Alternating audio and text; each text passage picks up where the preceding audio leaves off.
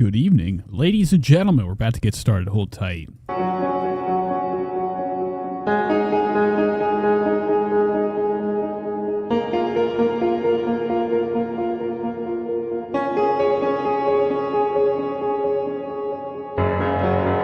As you sleep inside my glycerin, can you hear me? Are you listening? Has the liquid seeped inside of you? They will keep you as a specimen. As the light shows bone and cartilage, I will never see your heart again. So for once may all your colors show, let your beauty overflow. Stay in their eyes, let them know that you're alright, let it show. Stay in their eyes, let them know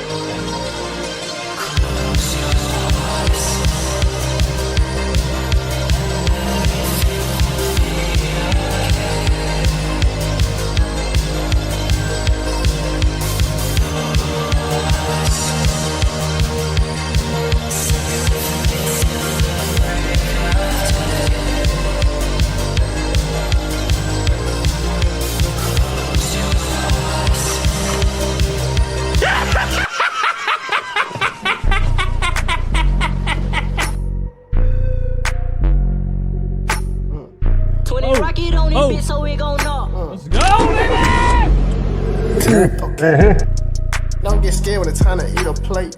Yeah, Eat a plate. You say you gangster, get it out your face. Yeah, you know you pussy, take it off your waist. Okay, you scared of money. Ladies and gentlemen, we're about to get started. Now they think you got that stuff.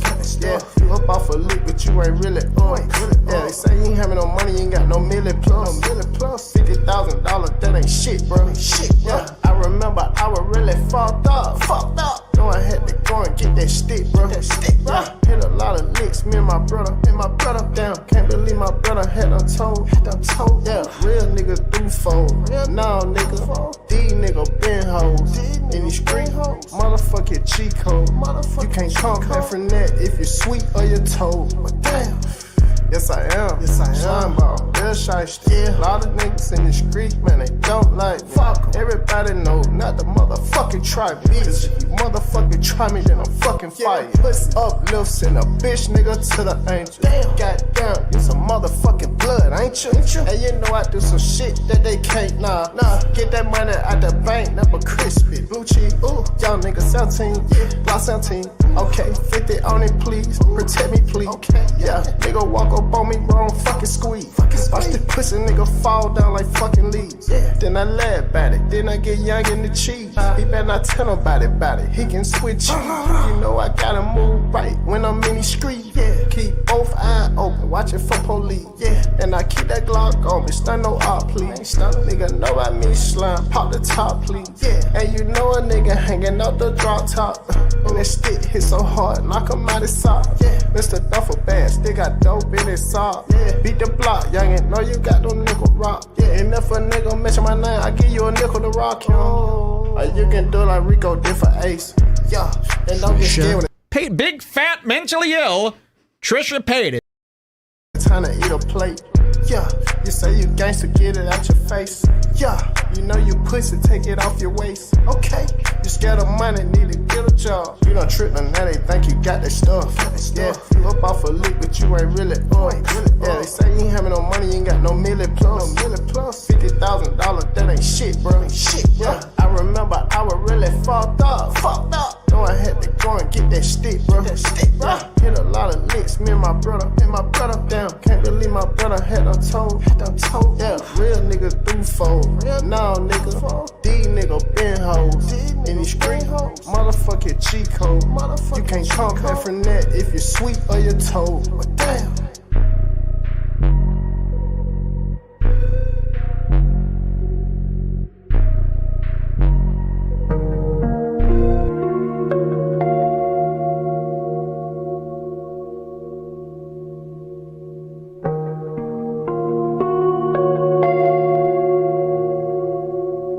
Good evening, ladies and gentlemen. Welcome to the show. Hope you guys are having a lovely evening.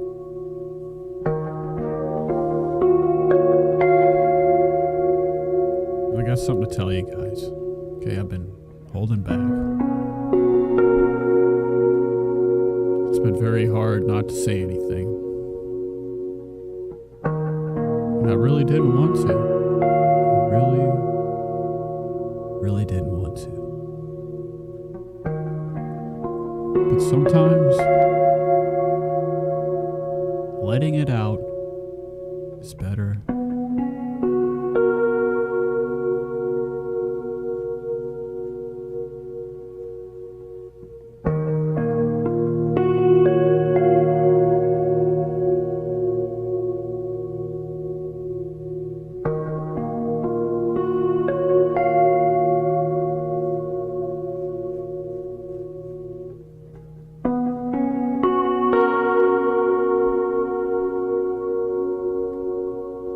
Than holding it in.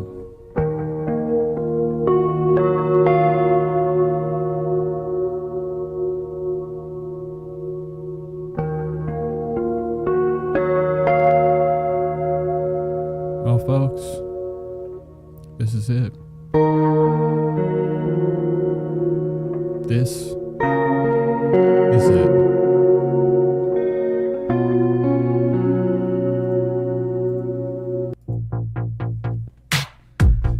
Yeah,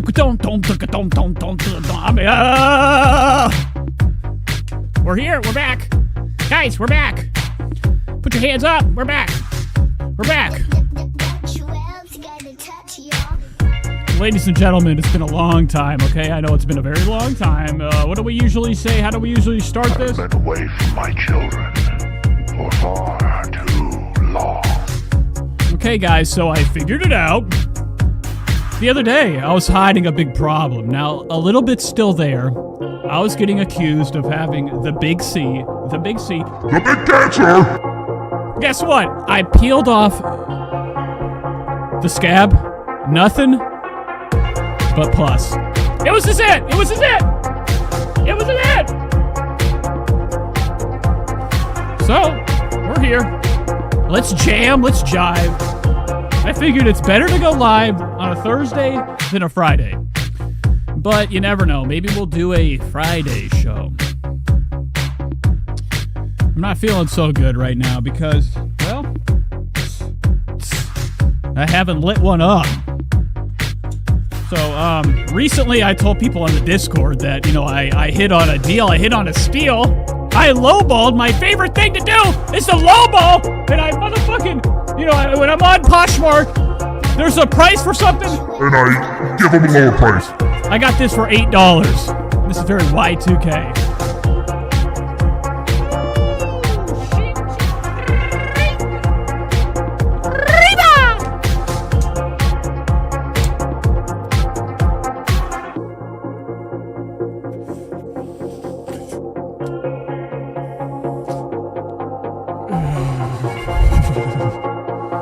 Okay.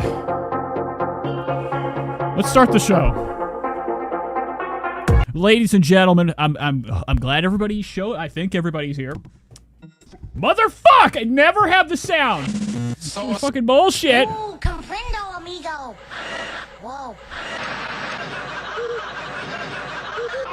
Okay. I had some peach vibe. I'm vibing up on this tonight. Granddaddy Kush. Now it's backwards. You know, if you have to flip your screen also for it to make sense. Oh, what a time to be alive.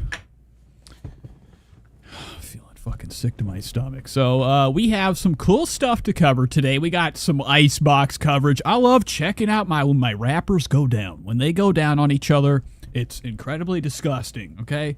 Not a good look. But sometimes they go down, leaning over, looking into the glass case, looking into that case full of the jewelry, the riches of, you know, I like to consider a lot of rappers, man, a lot of people out here are living in the olden days. There was a time period when, you know, the jewels, having all the gold meant you had what we would call status, you were a noble, you were a king. And most of the broke-ass bitches out here, the best thing they had wasn't a PS2. It was a big, fucking giant piece of bread. That's all they had. So it's still bizarre that we have carried that on. We've carried it on into present day. We're still putting bling on ourselves. You know, a nice pair of glasses, it's cool, okay? The glasses, cool. But when we start putting jewelry on, getting bust-down watches, we've lost our way in society. So we'll be digging into that. Funny Marco goes down there. I think he steals.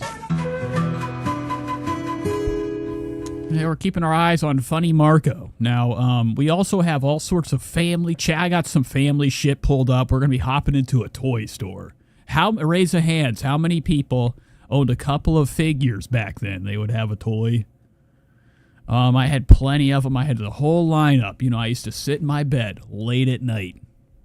Okay, scared out of my mind. We had one nightlight. That's all I had for, you know, a source of being able to see around. When I hear a sound, you know, there was always something shaking the bottom of my bed. And, you know, it was time to be alive, okay? Spread the word.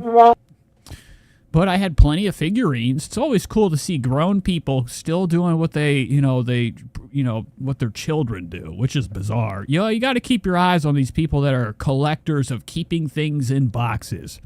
I find it quite strange. Also, Mick Foley goes down to this toy store. He's coming in with a mouthful of nothing.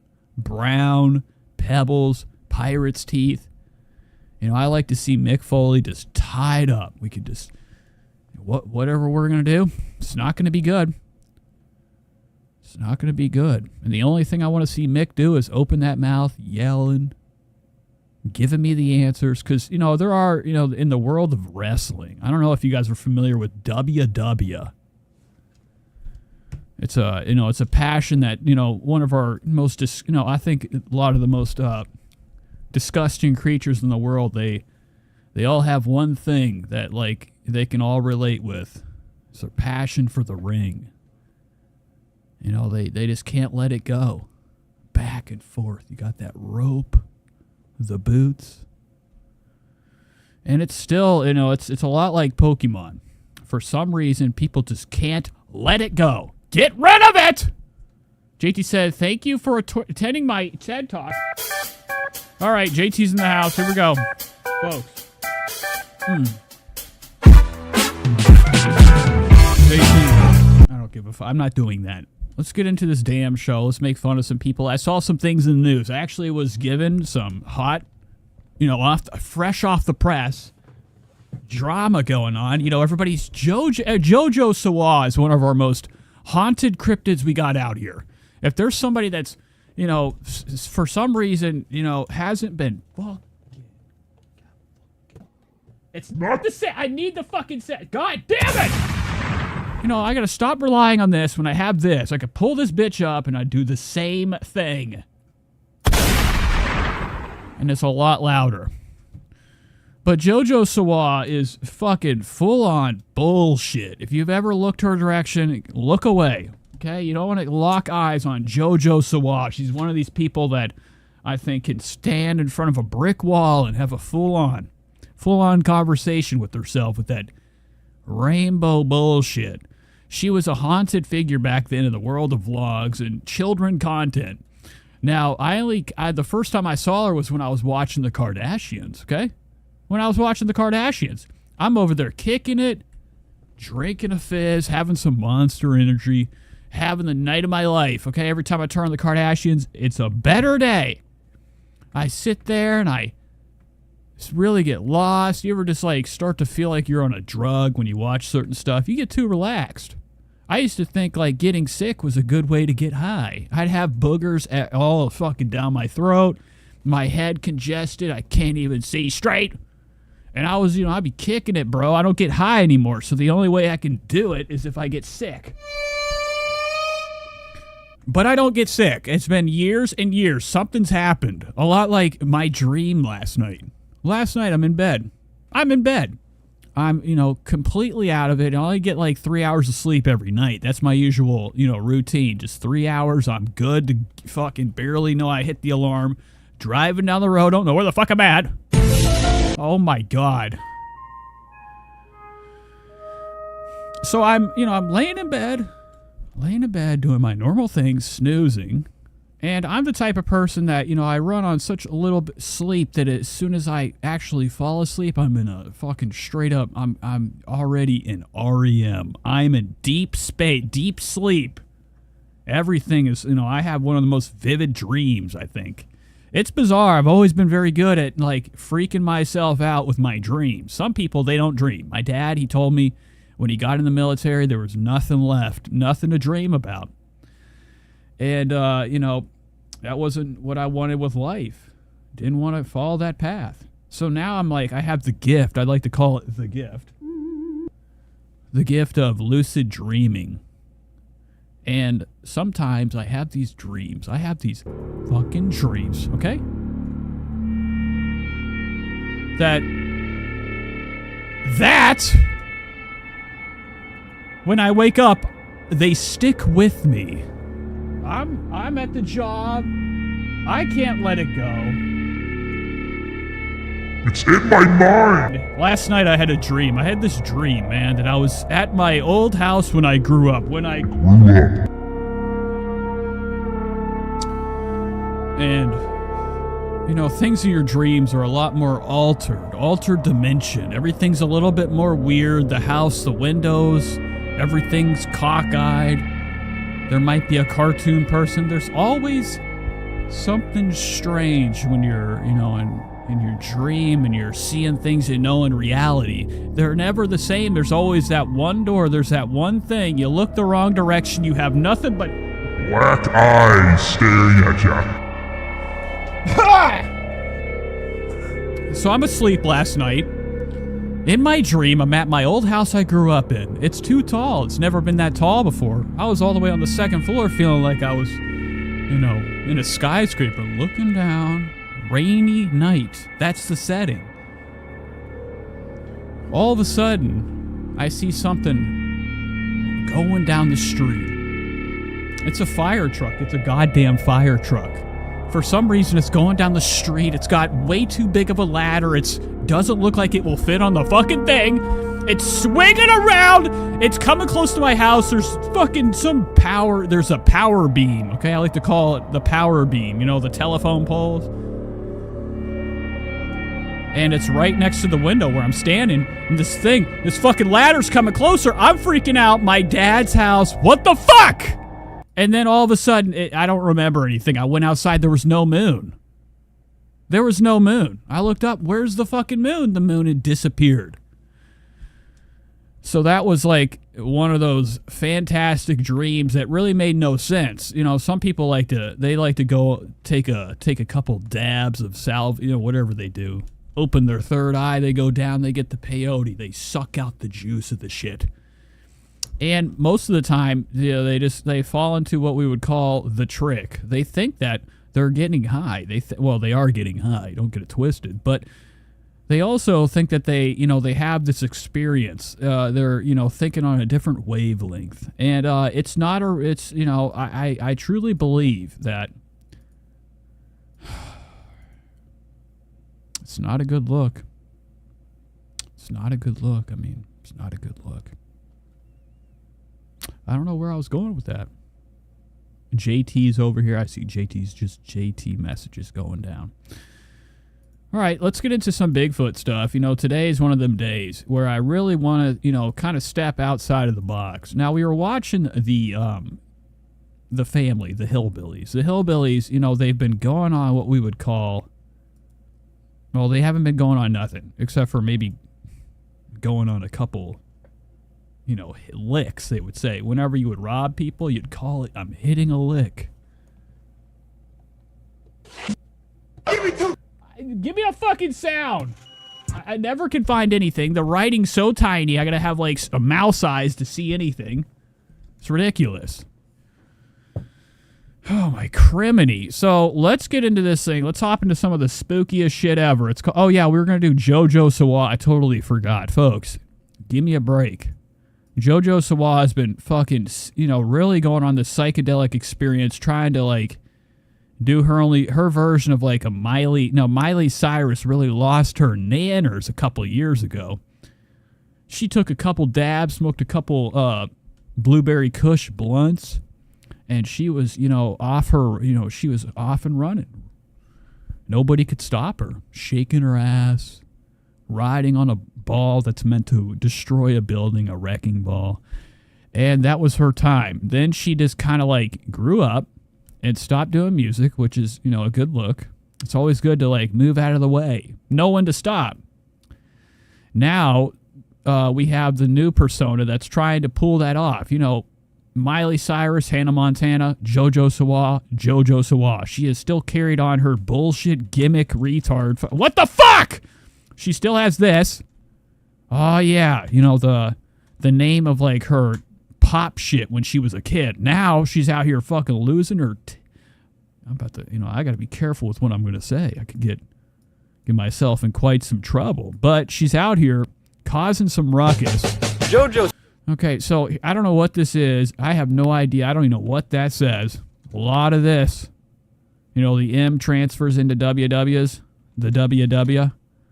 But Jojo Siwa has been on the stage chugging vodka, shutting down a troll, which I don't know what that means. I can't imagine, her defense mechanism if, somebody's pissing her off. Siwa, the 21-year-old singer, is making waves with her transition into a bad girl. The Dance Moms alum took the stage at LA Pride in California and shut down a troll who called her a man. This can't be real. All while chugging vodka. Risky much. Watch. Oh my Jesus Christ. You know, it can't be any worse than this. This is gas station hooch, man. This is when times are... this is the first thing people steal because nobody cares about it. JoJo's fucking, you know, seeing red right now. This is actually... it's probably full of water, okay? Or piss. Either or. It looks like it's yellow. I've never seen a bottle of Tito's with the yellow bottom. Spread the word. What the fuck? But JoJo's getting crunked. Till the end to find out. Losing her shit. Pride Month is in full swing. During her performance, Siwa expressed how much she loves performing in front of a live audience, saying, "You guys aren't the online." That's not, you know, I've always really wanted to witness a plane crash. I've also really wanted to witness, you know, not because, like, you know, I have fantasies of, you know, the worst shit ever, but I think it would be kind of cool just to, like, you know, nobody gets hurt. Just, I like to see massive panic. And, you know, see Jojo Siwa trying to dodge a fucking... okay, I'm kidding, okay? It's a goof. I've had enough of JoJo. How many trolls she has to deal with, recalling an experience a few days back when she opened her phone, and the first thing that came up was a picture of her performing in London a couple of days ago. She said, "Oh, wow. Some guy. I stalked his page. He was definitely straight. This guy commented, and this was a new comment for me. See what continued. It wasn't about a dance that I do. You know, it wasn't... You know what really blows my mind? This guy has this rockin' bullshit. I can't hear a fucking word outside of the rock music. So whatever he's saying is a lot of crap. JoJo's been really clapping back at the haters one at a time. Pretty good stuff. You know, could you imagine being the guy, being like the nobody that, like, you know, was like, "Fuck you, bitch." And then, like, next thing you know, middle of the night, Jojo Siwa living in a mansion, Richard, counting, like, you know, burning money, burning hundreds out of, like, boredom. It's like, you know what? And this is the same fucking demented look she has, looking down at her phone, at this comment, going on the hunt. I love it. So I would only hope the next thing JoJo does is, you know, if you're really wanting to, like, like, you know, generate some hype, I think you got to do some things that you would never imagine. Now, they're already relating this to the Miley Cyrus clean good girl persona years back. Okay, I don't care, but I think Jojo Siwa should chop her hands off, get a pair of knife hands. I mean, I've only seen that in you know, Hellraiser. I've never seen anybody in real life get away with, you know, giving theirself a different way of... I don't know what to say. I don't know what I'm saying. I've just never seen anybody do it before. Now, I don't know how your body would react. You'd have to just cut it off, get some type of, like, thing for your nub, and then you could have a knife. It could be spinning. We don't have enough, like, you know, things like the band Gwar. Gwar was one of those metal bands that was theatrical, super fucking pathetic. One of the worst bands ever, Gwar. They were like, I don't really know how to describe it. You know, the music was just like typical rock, but it was just like guys dressed up like some type of creatures, pretending to be in battle, axing each other, blood shooting out. I think that's what JoJo needs to do. You'd be surprised, man. Be surprised. So let's hop into this. Drew Barrymore's back. I don't know if you guys know who America's sweetheart Drew Barrymore is. Now, Drew Barrymore, years ago, was married to Thomas Green. Tom Green of the Tom Green Show. Freddie Got Fingered. Road Trip. Charlie's Angels 2, I think. I don't know. Hello, Shady. Welcome to the show, Shady. It's been a while. I haven't seen you. Real low crowd. You know, I always figure, man, sometimes I think a title for a stream can really affect your visibility. Usually we have more people viewing by now, but whatever. Who am I to care?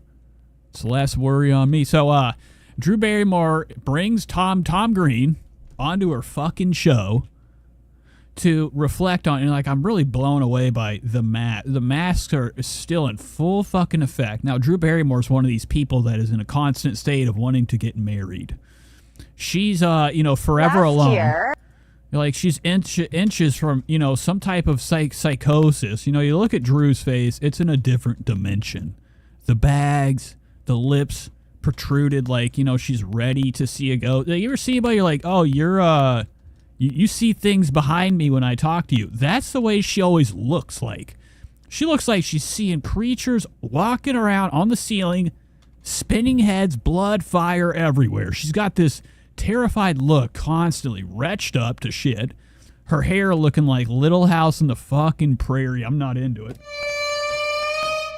You know, I've had enough of this right here. When are girls going to do something like shaving this, you know, just shave down the middle, have like two, you know, parts of the sea like where Moses traveled through? You'd be surprised, man. Like, you know, you girls have the upper hand because guys like girls. And if you all get together and say, fuck it, man, no more of this traditional shit. Make it, you know, a reality, make it a new thing. Then you guys never have to worry about anything anymore. I was reunited with... Spread the word! Infected Mushroom says, I used to think she was hot. Now, she also was fire starter. You gotta remember that she was in a movie about starting fires. You know, with her mind. One of these Stephen King books.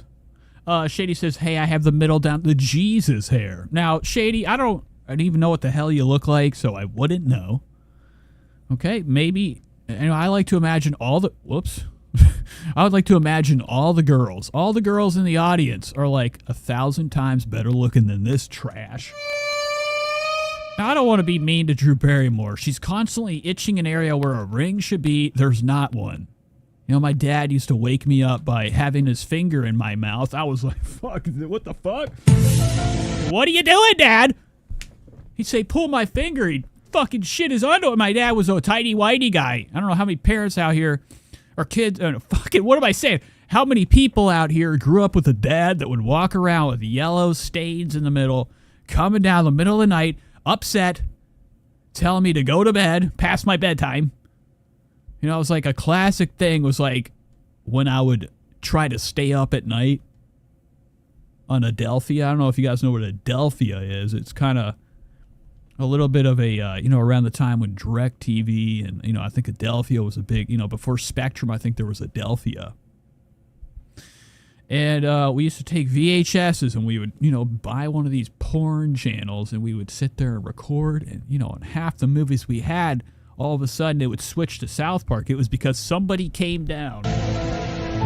You know, my dad was a classic coming down, nothing on, looking like hell, looking, you know, looking like a dad. And that's just etched in my head. It's all, and also like, you know, come on, man. We got to get back to this hair. What the fuck? So let's get back to this. She doesn't have no wedding ring. I love it. Very special. What the fuck is Cody? I don't know. Where is Cody? Cody, where you at, folks? Where's Cody? The wonderful Tom Green. Oh, my God. So she's already nervous. She has no fucking pants on. She's pulling up no pants. Look at this shit. The wonderful Tom Green. Oh, look at her face. What the fuck are you looking at? Look at the whole stage has got cheese. Now, I don't know where the fuck or who came up with the yellow mask. It's usually blue. Now, I always like to look at stuff like I'm in the phase still that like when I see people with masks, I'm thinking there's an outbreak. Not like, COVID. I'm talking about something worse. Zombies. It's still quite fucking nerve-wracking to see like people walking. I'm like, what do you know? What do you know? And what are you scared of? It's over. We will die. That was my whole philosophy when I went to New York City. They're like, don't touch the ground. I touched every bit of it. Licking my hands. I had pneumonia the next week. Never had it before. We were married, and it was just... And like this audience doesn't even look fucking real the way they react. They just bow down like she's some type of sensei. It's so wonderful to reconnect with him. And people thought that we were really together. But the truth was he was 3,000 miles away in Los Angeles to be safe for COVID. And we used our phenomenal green screen technology that I am so... Wow, that's fucking bullshit. ...for COVID. And we used our phenomenal green screen technology. And this is it. This is how we're getting folks. Don't watch a movie ever. Never watch a movie again. They're lying to us. There's nobody fucking flying out here. The Hulk, I don't know what, I always like to, I wish I was an actor so I could not be really tarnished from like the reality of, gosh, damn it, what am I trying to say? The reality of movies and shows, just people acting, like I can still watch it. I'm not stupid. It's not like, I still believe in the clause. I'm not watching a movie. I'm not watching TV and being like, I'm not aware that this isn't real. I know it's not real, but I think there's always actors. Frankie Muniz almost killed himself over that because he said he couldn't watch TV or movies anymore because he was an actor, and it really ruined now his whole life. He just has nothing to fucking do. Technology that I am so proud of because it is so good and seamless. But it leads to probably people not realizing. No, I don't know if you guys know or not. Tom Green has a YouTube channel. His channel, Tom Green ain't the guy you remember. Now, I'm going to do something smart for once. Pull this all the way here so I don't have what we would call a problem. Looking and looking. I don't know where anything's at. I'm freaking the fuck out. Let's go to Tom Green. Tom Green's channel is legendary. Now he doesn't do anything you'd expect him to do. He's living out in Canada with his garbage parents right down the street. His mom is fucking bullshit. And Tom Green owns this farm, and he's a farming guy now. He does nothing but now he still does his stand-up. There's a few people out here that are actually just naturally true entertainers. They don't have to do much for me to be like, God, man. Outlaw. I like to call people that are too funny an outlaw. What are you doing to me? And now he just does these farming videos, and he does a podcast. He lives in a cabin. He's got these fucking horses. I'm watching this yesterday. Mm-hmm. And he's got these garbage there's never a fuck. And I had this on. I was lost, dude. I forgot. I thought I was riding the horse the whole fucking time. An hour and 3 minutes. He gets off the gosh darn horse. Comes out here. He's got his horses. He got them these leggings. Look at this shit. So he puts these on. Tom Green is completely clueless too. He's still learning. Every time I get on here, he's still learning shit. When are we going to figure it out? Now he has the money. He buys all the stuff. I guess this is for flies. Which he eventually turns him into a Power Ranger. Look at the end result of his goddamn fucking horse when he gets done loading him up with his outfit. Okay, I know it happens on here. I gotta fucking find it. It's in one of these episodes. He gives his horse this fucking giant fucking fit. The horse is covered from head to toe in here it is right here. He buys his horse a bug jacket. Mm-hmm. Mm-hmm.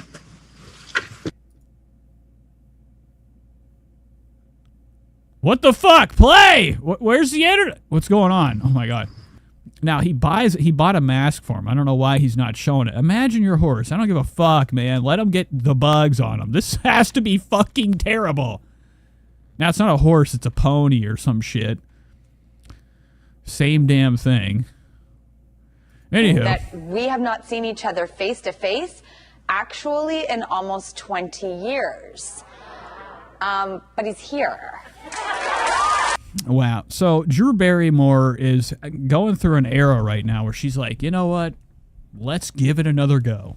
Now, if I bring him on TV, he's not likely to pour a bucket of cheese whiz on my head. So He is, if you watch, I'm telling you, watch Tom Green shit. It's amazing. Very, very peaceful vlogs. And still the same guy. You're going to get more fucking freaked out and on edge, anxious watching her than watching the Tom Green YouTube channel. I am so excited, ladies and gentlemen. Please welcome comedian, adventurer, pioneer, and someone so dear to me, Tom Green.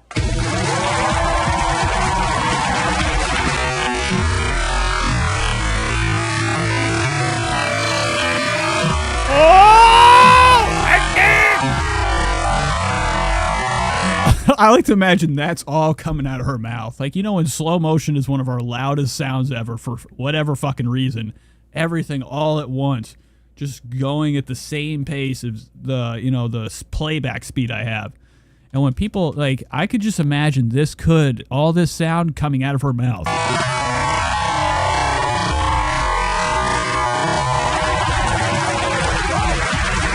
So, I don't know if you guys can notice or not. There's like a million fucking distortions going on with the audio of this, too. She's overdosing on SSRIs and got her fucking twisted. I feel like her teeth can she can pull them out, put them back in. You know, with the happy technology. She does look geeked off of like too much Celexa, Vivitrol. I'm trying to think of, you know, a better one. She's on the antipsychotics. No fucking chance she's not.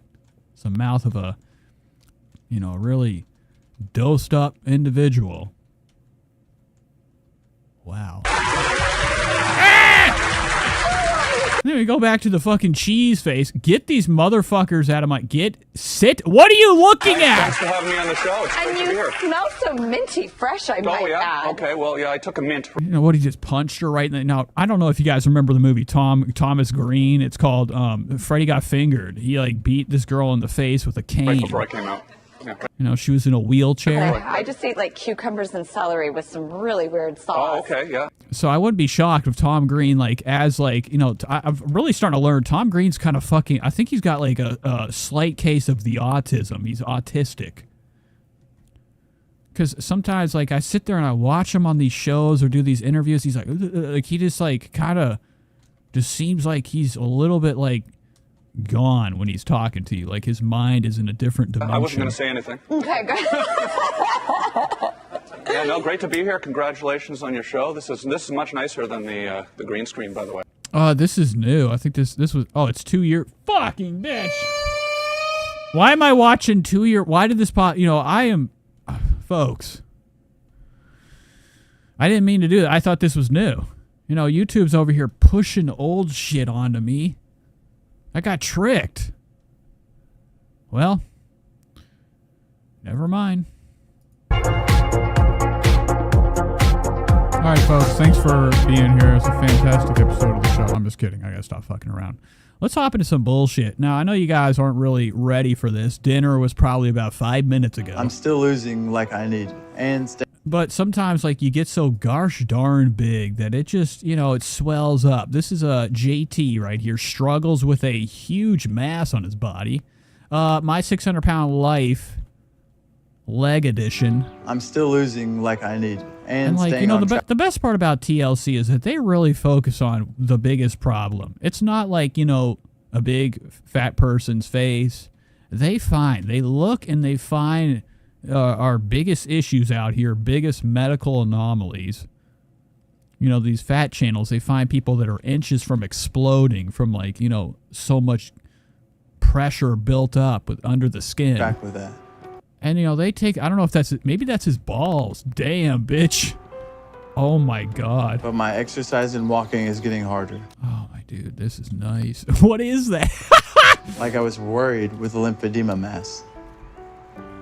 You know, and like, if I was him, I would just walk like this in front of a bus. Losing weight. You know, I feel really bad for people like this. Sometimes I'm like, where did it, you know, how do you even fucking, you know, I know you could go to the doctor, get some shit cut off, but, you know, I think it would just be very traumatizing to have to suffer and, like, end up like this. Because right here, he's kind of like, it ain't too bad. I look at him right here, I'm thinking this is a regular guy down at Golden Corral having a sip out of that red cup. And then when we get lower, I'm like, damn, dude. Legendary. Weight actually makes it worse because it's not as tight and it sags more. What's that? More. And it causes more pain. So I'm really worried I'm going to have to... Oh my God, I do, you know, I don't even know how the fuck this guy can even have the nerve. Come out to the park, probably smoke a spliff. You know he's probably got to have a couple spliffs under this. Stupid. Looks like a fucking goddamn hippopotamus's front. I can't watch this anymore. I'm like really not feeling too good. Tim Dillon's here. Tim Dillon of comedian fame is on Tucker Carlson. What a fucking lovely fucking experience we're about to have. It's always a treat whenever we get, one of our fattest and most disgusting comedians out here. He hides behind his fame, but he's very responsible for ruining a lot of Airbnbs. He's an ex-junkie, but still lives like a junkie. He just, he's disgusting. I don't know what's Tucker Carlson's going to ask him about. Do you have strong feelings about? Probably nothing. So this is a Tucker Carlson show. Now, we've watched this before. We've watched him with legendary rock and roll star Kid Rock. Disney?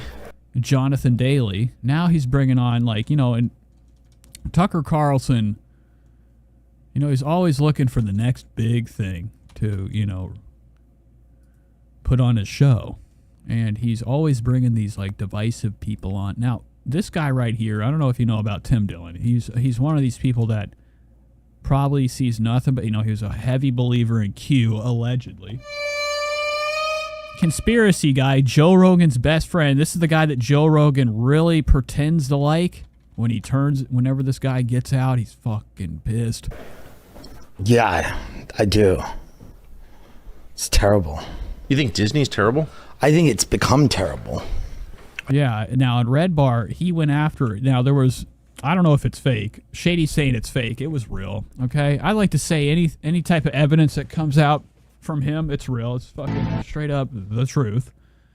Now, whether or not there's actually any factual proof of it, who are we to know? Sometimes I look at things, I'm like, gotta be real. But he's actually got himself in trouble. He's been kicked out of a lot of he just ruins everything. He's fat. He's disgusting. Cigarettes everywhere. He wears the same clothes a lot. He's one of those people that he'll wear a polo shirt for fucking 10 days straight or 3 or 4 podcasts straight. It's terrible. It's almost glued to his body. As you can see right now, he has a polo hoodie on. Loves polo. You think Disney's terrible? I think it's become terrible. God, I kind of agree with that, but I can't quite articulate. Disney's terrible? I think it's become terrible. I kind of agree with that, but I can't quite articulate why. Well, it's lazy. Now, do you think Tucker Carlson, he wears all this jack shit? I like to call this bullshit. These are not... Tucker's a man of wearing Gucci slippers. He lives in I don't know if this is his fucking house. If it is, it's a goddamn, lie. Half this shit is probably made of some type of sugar substance, so you could spray water on it, it falls apart like a wax house.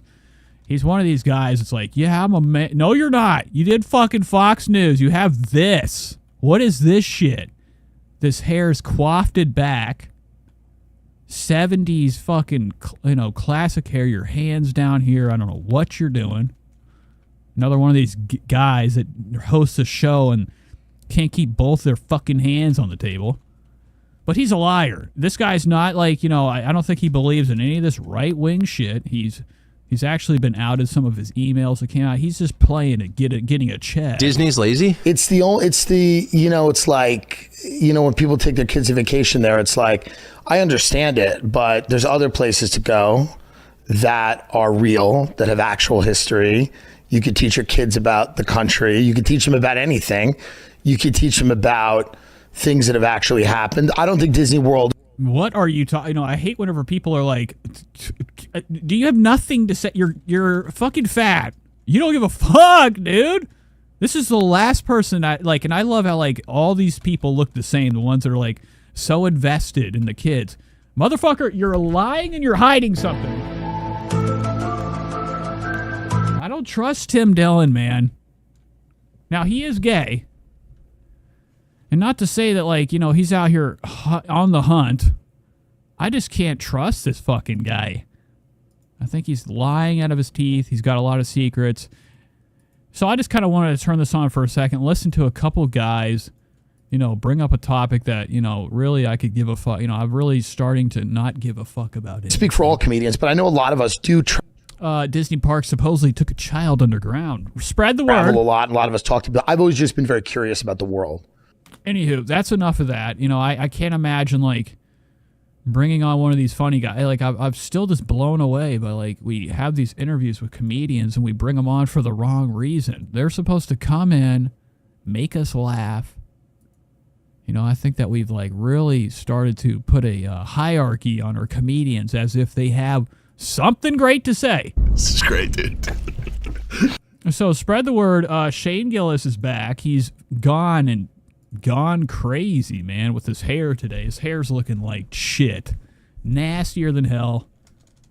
Strands on strands. Like, you know, whenever it's like not, you know, whatever. I can't even explain this.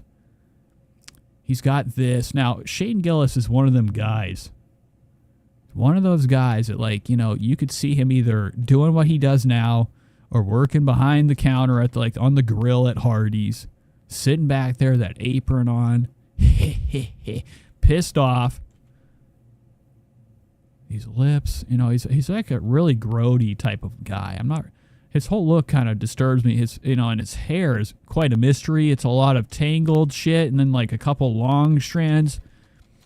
Quite bizarre, but he's like the #1 comedian right now. So obviously he's going to hop onto Hot Ones with Sean Evans. Now, I don't know why Sean Evans is still doing a show. After all the allegations. My favorite things. Sean Evans was dating a porn star, okay? And then she decided to make it public, and he broke up. Now, here we go.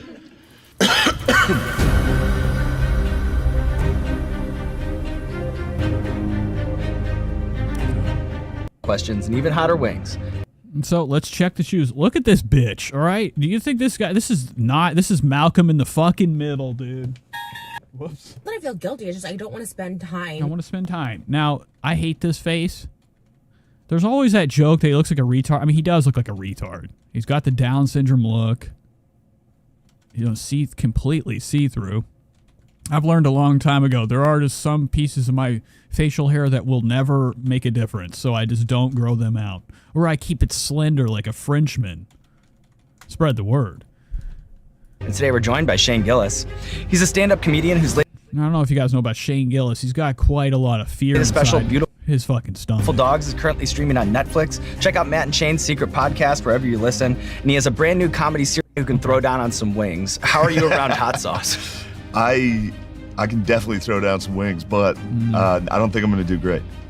And I'm truly nervous. I don't know why I did this. Yeah, why'd you come? What do you have to, like, do you get, I wonder, do these people, what is the point of all this shit? Like, I think there's, like, some type of scam that these agents, look at these eyes, dude. There's, like, fucking some type of red sauce up here. I'm not into that. In the bags. Whoa, we're going out of outer space. But, like, these agents, like, trick them. They're like, you got to go on these shows. It helps your views. No, it doesn't, dog. You've already gotten as big as you're going to get. I mean, you're great. You're making the most money on Patreon. You're in TV shows. Don't come on this shit. You don't have to do it. You're going to always be remembered as, like, that one guy that took part in one of these channels that's going to end up coming out saying you're actually eating human flesh. Great, but it's not even chicken, allegedly. Well, there's no turning back now, Shane. Are you ready to get started? Yeah.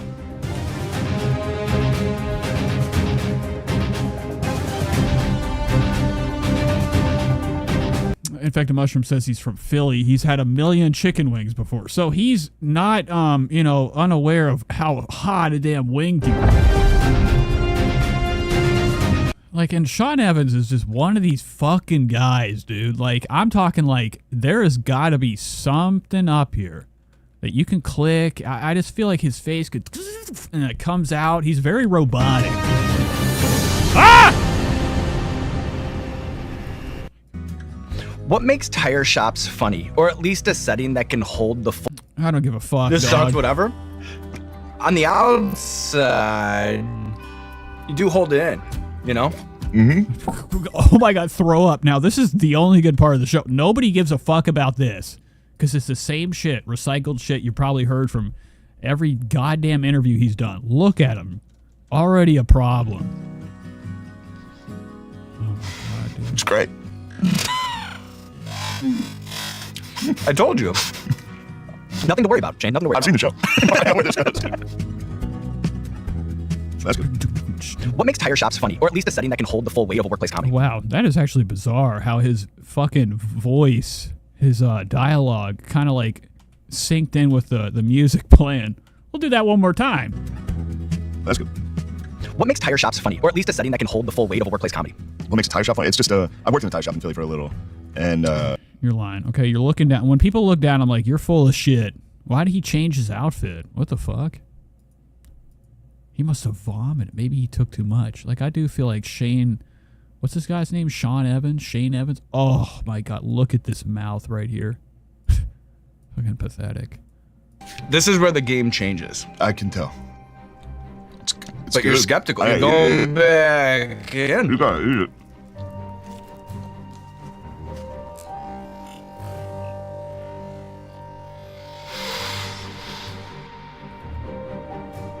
What's the worst thing that's happened to... Okay, I don't care. What are you wearing? Oh, you're wearing Drake. He's wearing the Nike Noctas. These are the Drake Nikes. They're actually famously not liked. They're actually on sale. He got them on sale. Thug tied up. I can always tell. I can really judge somebody by the lack of tying their fucking shoes. Everybody's walking around, have no fear of anything could happen. You got to run. You got to hold on, like the movie Twister. Your shoes are going to fly off. Tie your shoes. What the fuck? So that was the interview. Shane probably has, a massive fucking, what do they call it? An infraction. I'm sure that he's fucking seizing up after this. But taking on the wings of death. That's true. Everyone. He's fucking shaking right now. Look at this bitch. Hold on. We got to investigate the hand. Comedy Once in a hand. while, it comes back to get you. But taking on the wings of death, living to tell the tale, and now there's nothing left to do but roll out the red carpet for you, Shane Gillis. Wow, cool. So he's probably never going to fucking be the same after this. He's never going to be the same. Some people really get scarred. It might actually cause him to, spin into some type of psychosis. Aside from that, let's hop into, one of these damn channels. One of these vlog families. I've been known to gander across a channel before, a family channel.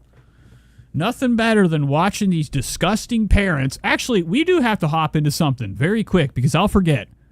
Let me do a quick refresh on this gosh darn thing. Properties. No. Properties. Deactivate. Come back. Activate. Okay. Whatever. Doesn't matter. We have to hop into this real quick because I'll never forget. I'll never remember. Now, I got a comment the other day. I get on my YouTube. Check it all the time. I'm a comment checker. I'm fucking shattered, man. People are tearing me down. A lot of people don't like, anything they watch. Or they, maybe sometimes people watch, they hate something, they come back. I don't know. Anywho, this girl wrote a comment in the Trisha Paytas video that I did. I think it was the last one that I uploaded. And it's always great. It's super the best whenever somebody writes a comment on your video and then you're like, oh, you're a creator. Because nothing really, bleeds creator like, a channel that is just literally named The Carolina Family. I'm like, damn, bitch. You're finished. So this is Amanda right here. Salty as fuck. Saudi, man. They would call this Saudi. No, Amanda's over here. We could probably read her message in the manner it should be read. Folks. You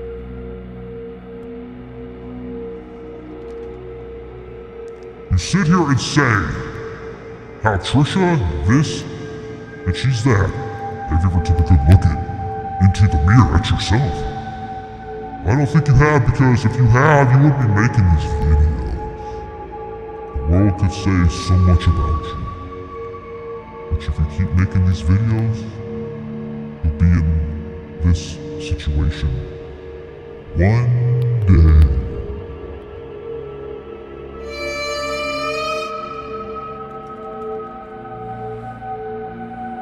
All All right, let's hop into her channel. Let's check her out. This is Amanda, a.k.a. Carolina Vlogs. I have it pulled up twice.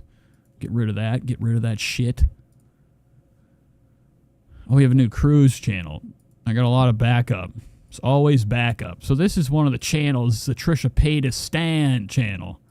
I'm always like, you know, the thing is, people subscribe whenever you do the wholesome stuff or you do, like, nice content. And then, you know, the real ones subscribe if you, like, you know, you're just, you know, straight up, man. Say what you got to say. You know, if you're mad about something, you don't like something, there's nothing wrong with, like, you know, tearing somebody's looks down. Now, it hasn't really, I mean, I think, you know, my channel's grown quite a bit. Last year I started this. Now, it's not like, I'm not stacked like a Mr. Beast. You know, these people out here, they do a lot of things to bring up their numbers. It's always very suspicious when I look at 1,000.42K subscriber channel. And we have a video from 4 weeks ago that has 5 views. This one has 5. And these both are mine. I clicked on them, clicked off. I said, all right, this is good shit. Also, everything else is like low numbers. Now, let's actually check the most popular. 85 views. This bitch paid for her fucking subscribers. I don't buy it. What are the shorts? Now, the shorts is probably where she gets her numbers from. Here we go. She's one of these people that repost stuff. Wow. But look at this. The numbers looking mighty fine, but her actual content, it ain't there. It ain't that. Nobody's watching it. So today will be one of the people that, you know, devours and experiences a new channel. We all get to. This is called Come Spend the Day With Us at Farmer's Market. Now, as you can see, it's already annoying. It's filmed phone style, just vertical. So let's actually just, she's another one of these family channels. She's trying to monetize on her child. The first thing I do, I put my mouse over it, the kid, shaking its leg like a ventriloquist doll. Oh my God.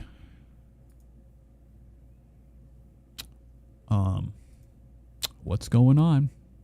What's going on? Load!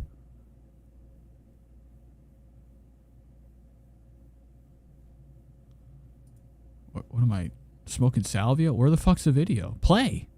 It won't fucking work. I'm not really feeling well today. I have like... Bitch, be quiet, all right? Shut up!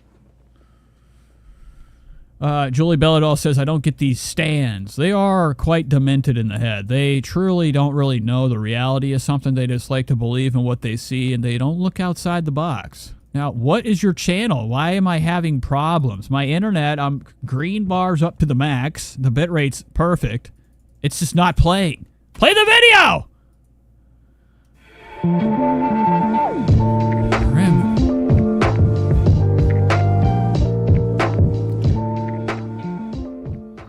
Feeling well today.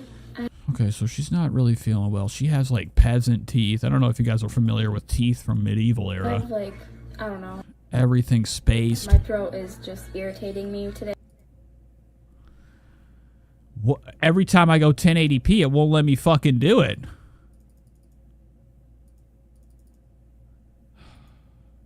No, it just keeps going down to 7. What's going on? Is YouTube just not working today? Quality. What the fuck? Fuck it. All right, whatever. This bitch. This is not a good look. Let's go to a different video. Probably wasn't even worth it anyways. What's this? Baking banana bread with my fucking demented kid. Viral TikTok. No, we're not doing that. Let's. Oh, a stay-at-home mom video. Pathetic. Look at this dingy shit.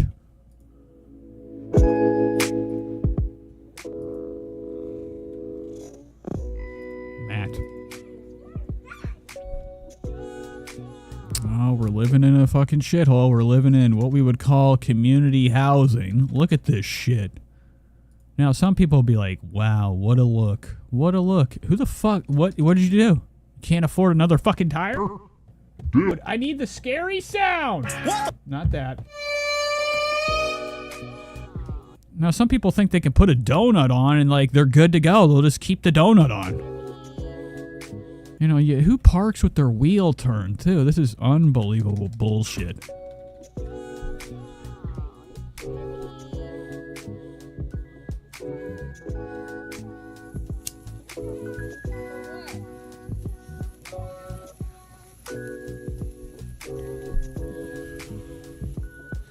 Wow, this is a family channel. She's zooming into the doggers. The hots. Okay, so this is Myrtle Beach and Fall Broadway at Beach, Ripley's Aquarium, and more. Okay, so she isn't even at her house right now. She's at one of these shithole Airbnbs. This fucking video, I can't believe it. We're at 1080p. What is this? What am I? Oh, okay, there we go.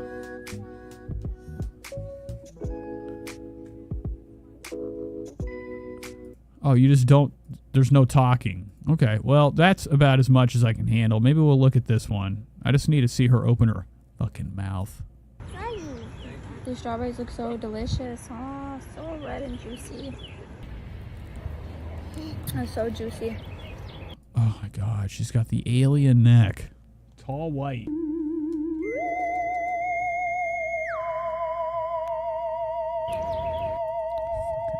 A field of zits. It's disgusting. This is a field of zits right here. Chowing down on what I think is probably just drugs. Isn't that so yummy? Don't care. In the bag. You got stuff all over your butt. Wow, her husband's a really cool guy. Look how nice and clean this car is. Love it. Love it. So that's a Trisha Paytas fan. Spread the word. Let's move on. Let's go to something else. What do I have in the arsenal? We have some Julia Zel catch up. We watched Julia Zel before Theo Vaughn's back with some type of criminal. He's doing another one of his podcasts. I don't think I can, look Theo Vaughn's direction today. And that's another thing. I got a lot of hate. It is a lot of people. They don't like this guy being talked about, Joseph Diaz. Crazy. It's a lot of these guys' is grandpa. People kind of relate with like what they know, and usually what they know is that there's somebody in their family that looks like this. So like immediately they're like, wisdom, yeah, right. Eyebrow, like what are you even doing? No, man. Yeah, poor vision, missing grandparents. You're like, who gives a fuck? It's like missing grandparents for 40. And I'm getting comments on here. They're like, Joey's a good. No, he's not. Why are people assuming this is a good guy? He talks about going to prison, the knife. Then he like kidnap his daughter. $80 a month. Like, what even am I paying for? Now that's allegedly. But this isn't, we got to drop this shit. It's time to grow up. Look at him, dude. It was out. Bradley Cooper wins an Academy Award for it. It's a great movie. Cool. Nice. All right, so let's go to this real quick. Let's go to this. This is Julia Zel. Julia Zel is a channel that I've been kind of following, chronicling. Every once in a while, we'll look at it. Julia Zel is one of these bizarro gals that is kind of just known and has notoriety in any type of view because of the strange relationship she gets with old grandpies and grandmas. She's been on Love Doesn't Judge about 45 fucking times, working on 46. And constantly is like doing like super clickbait thumbnails where she's kissing. I mean, how can you not want to click on this? But it's really bizarre. She's a singer and also was a vlogger. Now, she was in this long-distance relationship with this old Gretch. In that convo with Joey Diaz, Theo talks about taking care of a sick hooker that didn't speak English well for a week. Wow. And that's not even really that's not a good look. Imagine like, the conditions of, the place she was at with Theo. Theo's over there. He knows she doesn't speak English. Probably over there striking. It's America's comedy. Needs to be investigated. But this channel fucking sucks. We're going to watch the new one. She broke up. She broke this lady's heart right here, this old Gretch. Give you an idea what we're talking about. Older than time itself, Julia over here in her shithole apartment. Nothing but fucking stickers on the wall. Pictures glued with spit. And it's really bizarre, okay? Like, I don't know. I think some people are really comfortable with, like, having ants covered in their body. They go to Fear Factor. They have the worms, the snakes, the cockroaches. They're like, I'll do anything for $1. They're willing to live with really uncomfortable feelings. Not to say there wasn't true love here. I know this lady right here, head over heels. Then I feel guilty.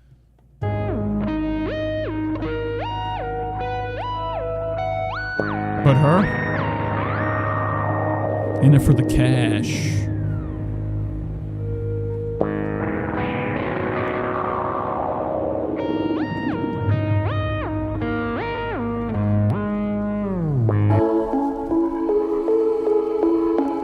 God, Jesus Christ. They got one of these terrible animals. So they kiss and kiss. That's pretty much it. That's the most extreme part of it. Outside of, I think the old lady got busted for some Xanax bars. Spread the word. Totem pole. He kept texting her until he got a new number. Oh, wow. That's not a good look. Now, Theo Von, I keep seeing this clickbait thing on Snapchat where it's like, Theo did something wrong to the cartel. Spread the word. There was a story. I never click on it because I'm like, I always get tricked with this shit. I go to it. It's never anything I'm looking for or the answer I want with the thumbnail I see. But it's like Theo Von tried to talk to this cartel guy's wife. Next thing you know, and then it's just Theo's face with blood all over it. I can't spare a second to look at it. But I wouldn't be shocked if Theo's really disturbing on the outside. He's already demented. Like, if you look at Theo Von, he's crazy. He's got serious mental problems. Spread the word. He's a jack-off guy. If you're a jack-off guy, you're on another level of twisted in the head. I think that, stuff like that you should keep to yourself. And also, like, if you have, like, a massive problem with, sitting back and blazing up and down, it's disgusting. And you shouldn't tell people about it. It's terrifying. So I wouldn't be shocked if Theo's one of these guys that he's, like, a late night on the cell phone, really fucking bored out of his mind. He's got like 3 or 4 of them Vyvanses down his stomach. Can't go to sleep. Next thing you know, he's hitting up all these girls that come on the show. Like him and Nikki Glazer. What an awesome couple. This girl right here, Nikki Glazer, did the roast of Tom fucking Brady. Her and who the fuck she do it with? She did it with somebody else. Kevin Hart. No, Tony Hinchcliffe. Another one of these fucking nematode creatures. Slime ball like human beings. Or that it will eventually, they'll be outed for their activities outside of their career. Yeah, I vape sometimes. And Theo, when I watch this, I'm like, wow. Wow. Cut the cord. Connection that is making this happen. Like, you would want just an out. Like, because like she just keeps going and going. Now this lady, don't get it twisted, looks great right now. Look at her from the side. She's looking like Jeepers Creeps. She's looking like some type of one of those scarecrow people. Today she's looking ultra brown. I still want, it would be like a suicide without having to die. Yeah. But I watched a little bit of this. I kicked back on the stream. I took a chance. Okay, I gave it a shot. The whole time, it's just another one of these shows where they're wow. I hope something pops up on the fucking screen, because otherwise we have to look at each other. But then that's what these shows are. You're like, are you at the bowling alley? Because it seems like their TVs are like way up in the ceiling. Look at their eye level. Look at this shit. Where's the TV? Where's the TV? It's still just milling around like, God, people are like, but I wouldn't know. Huh? And look at her. I think she's in love. Or she just, starving for that affection, that look, that attention. Would know, and it's not just bothering people though. Oh, I would hate it. Because Because this is a career of reaction. You want that reaction. Comedy is one of those careers that if, you get on the stage and people don't do anything when you talk, you're finished. So, like, they take that in real life. Every single fucking position they're in, outside of the job, outside of the stage, living in reality, every possible second they can say something, they're like, is it going to go well? How are they going to react?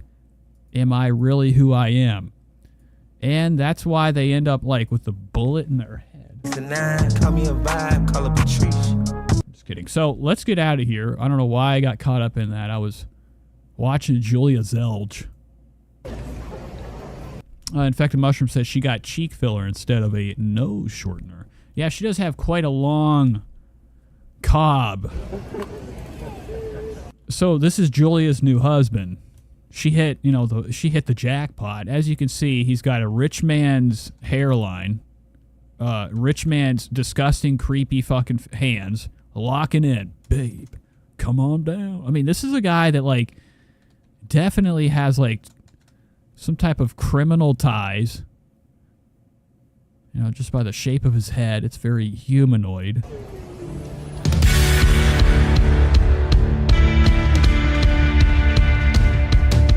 This is disgusting. I don't know how this is happening, how she does it. With some practical life things, and that was quite difficult for me at the time. I kind of just wanted to hide in Brazil and stay there, but I needed to come back. So on the last week of my I think he missed me too, because he came all the way to Brazil.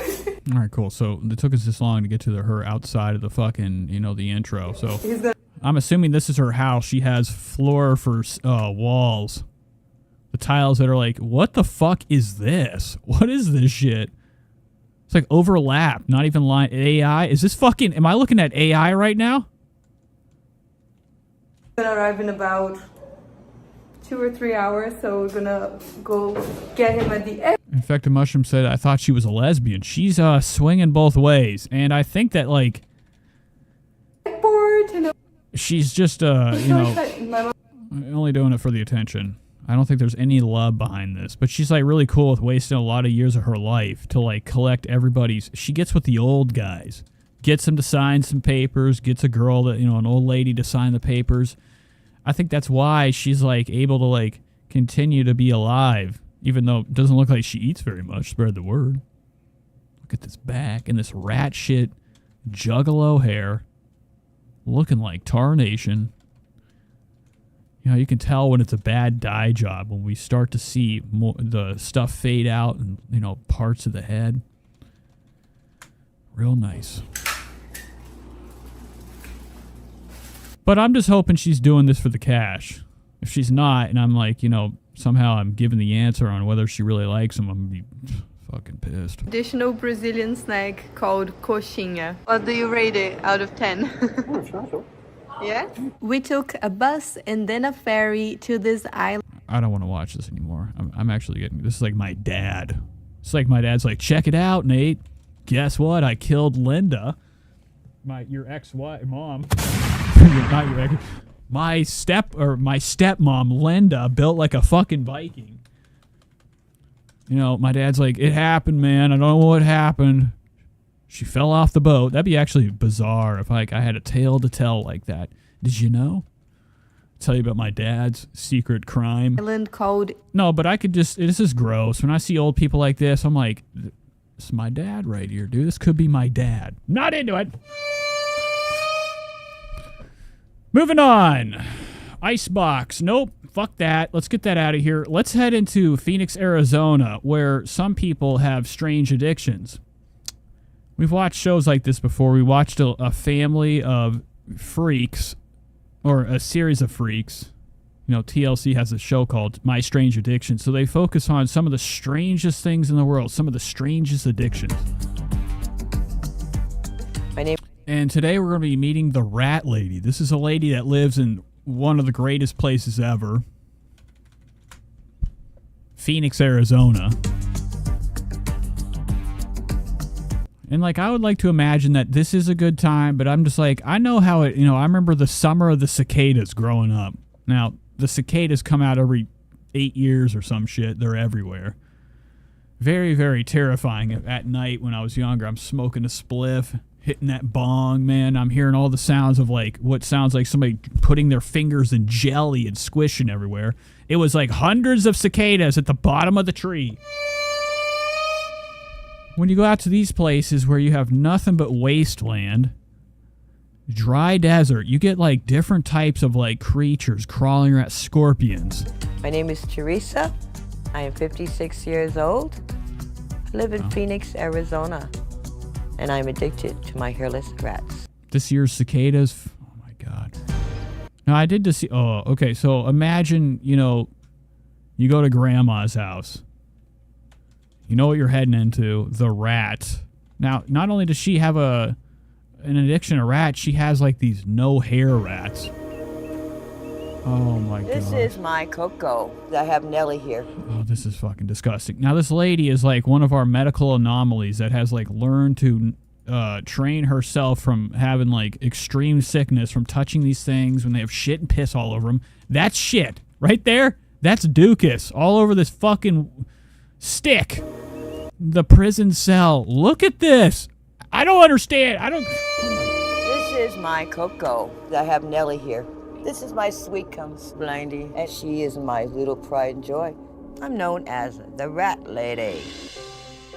Teresa's addiction began 10 years ago when a boyfriend introduced her. In a family together. I love you. I felt I've made many bad decisions, poor choices, and did not do everything I should. Well, bizarre. So let's get out of there. I just kind of wanted to break through some of these things I have pulled up. Let's head into Royce. Royce is a good time. It's been a while since we've met up with the Pringle King of Long Island. I'm not really sure where the master of sandwiches, the master of taste testing is from. Royce never misses. TPC says no one lives in Phoenix. They simply survive in it. Now, it's where I want to go. I want to, I'm really trying to get as tan as I can. I want to become a fucking homie, man. 250 on my head. We got the weed and the dog and the coke. Niggas one there, we was right. No, but I do want to be warm all the time. Now, I don't know what it's like until I move there. It could actually be a fucking nightmare. I'm like, what did I do? I'm fucked! So today, the Pringle champ of Long Island, Royce, he's going to be trying chili cheese fry and enchilada Abdullah. What is this? Adobada Pringles and mango Pepsi. Now, his crunch is legendary. The way he looks at the camera, another level of legend. He's one of my favorite guys. Nicest kid around town. Pathetic. I could just, I would love to just jump on him with a Velcro suit and just get stuck. I just feel like it's like laying, if you've watched the movie Totoro, there's a scene in it when like the kid falls through a hole in the ground and lands on his fucking stomach like this. Now, every shot in Totoro was like he was a different fucking size. I watched this movie a lot when I was a kid. There's a scene when this little fucking bitch runs away into like some tunnel, mystery yard tunnel, running through bushes, finds Totoro's lair, falls on his stomach. He's huge. The size of Godzilla. And then next scene, you see him, every other fucking scene, he's like only 7 foot tall, man, looking fucking weak. With these blade fingers. Good morning, everyone. This is Troy Miller. Come back at you with yet another Let's Try. And yes, I know, Royce is going back to the snack aisle. Oh, well, that's no fun. We want to see him eat hot food that is very unhealthy, not shelf-stable food that's very unhealthy. Okay, so Royce is really getting my gander right now. Just like I know what he's about to have, him pulling that bag up. Look, you gotta eat your vegetables as well as your meat. It's really starting to get me excited. So, today on the docket, we're trying Pringles Enchilada Abdui. Now, is he going to say it right? Now, it looks like a human volcano right now. A mush of flesh, volcano head. He's fat as shit. I really am concerned about his heart. Where is it at? How's it beating? What's going on downstairs in his pants? Spread the word. All right, now I got to fuck with some audio shit, folks. Just give me a quick tit. I got to pull some audio levels up and down. I like to do this thing called I've just noticed recently I gotta really do an overhaul on the entire audio settings. It's clipping like no other, and I know it's because I have the gain too high, and it's just sounded like shit constantly. You know, never satisfied with the sound. Now, if it never clipped, I'd be cool. I'd be cool. And I'm not putting a, you know, you can always put a limiter on your thing. When you put like the OBS limiter, fucking pathetic. Wow, what did I just do? It really like, you know, it computerizes your voice. It makes you sound like shit. And I have a bunch of plugins that I'm scared to touch because I don't know what I'm doing on them half the time. I got all sorts of different audio plugins. Don't know what I'm doing. So I'll just sit in my own puddle of shit.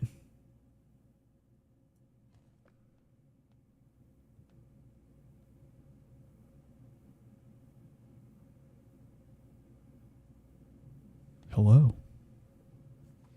Adobo and chili cheese fries. Now, the chili cheese fries are common. Common. Now, Royce is having a hard time. And I have the same problem, too, sometimes where I'm like, my mind's in a distant planet. Very common. You know, trying to figure out the words of the things I want to say. So Royce is going to explain the common Pringle. Like snack flavor. You have chili cheese Fritos, for instance. I tried the Sonic Chili Dog Corn Nuts not too long ago. I think it was Corn Nuts anyway. Fantastic. Oh no, it was the Sonic Chili Cheese Dog Slim Jim. They smell like Pringles. Wow. It's like Pokemon cards. Now, I know that, like, you know, Royce has probably really worked up an appetite for this. I'm, like, curious, you know, I would like to see Royce do more in his channel. Take me around the house. Oh no, it was the Sonic Chili Cheese Dog Slim Jim. They smell like Pringles. Oh, my God. Wow. Interestingly... Nice. I like it. Interestingly, same flavor, cheese. Bit of a novel concept. Nice. To have cheese. No, I really, you know, I would like to think like maybe eventually one of these people I watch, you guys get a hold of. Royce, he's looking lonely. Now, this is a terrible video. I'm here to see him clobber this. You know, I need to see him getting messy, getting wild. Today, he's having a bowl of ranch with chicken tenders, I'm assuming. Good morning, everyone. This is Trisha Paytas. Come back at you with yet another Let's Try. And today on the docket, we have butter chicken from a local Indian restaurant. Wow, that looks disgusting. Now, it does look like he got things in separate. Now, I don't know if they came here with the plate exposed like this, paper plate style. Royce, I think, lives in one of them high rises, way too high for his own good. That's why and he has no windows in here. I could see Royce living in a windowless unit. Not frozen, not my mother's approximation. This is the legit stuff. So he's actually, you know, going off what his mother said he should get. Now, his mom we've never seen. I think she's a ghost. He's, like, made a lot of claims that half of these disgusting dookie plates that, like, he pulls out sometimes are from his mother's making. Get stuff. What else going?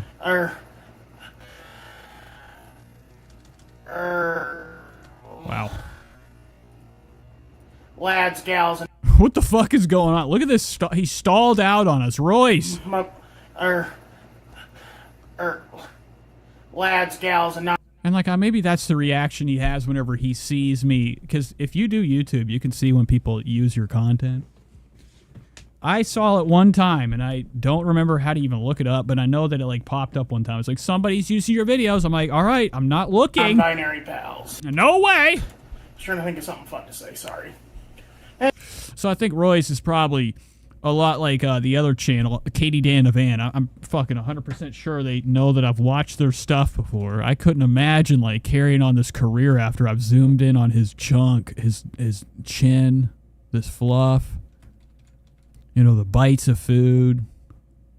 Anyway, so You're probably wondering why I plated it up. Because the local Indian place has their branding all over their to-go stuff. Damn. And, you know, that's another way I could oust myself. There are weird... Wow, I don't know what he's talking about. Like, I feel the same way as him right now.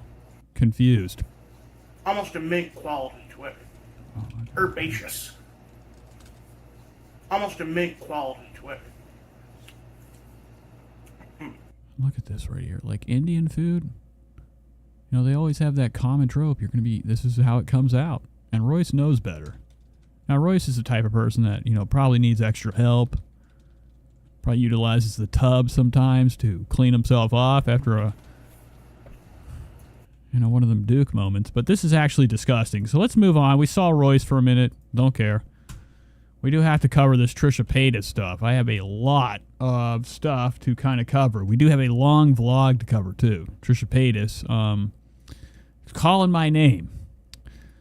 And also, there is, like, some stuff going on right now. Logan Paul did a secret boxing match. Logan Paul of Logan Paul fame, the brothers, Jake and Logan, the YouTubers. Boxer Logan Paul agreed to do a battle. No cameras, man-to-man punch fest. Forever I've tried to see Bradley without his hat. He's in a new era right now. He's really embracing having nothing on top. So they do one of the gayest things ever. Okay, it's called kissing each other. And, you know, it's a real magical moment. So this is Mike Maljic's vlog channel. Mike Maljic of Mike Maljic Vlogs. Today, we're going to be watching I Made Logan Paul Fight Bradley Martin, The Night Show. But you also wanted to fight in front of the zoo culture. You're too old to be doing that. We're all going to jail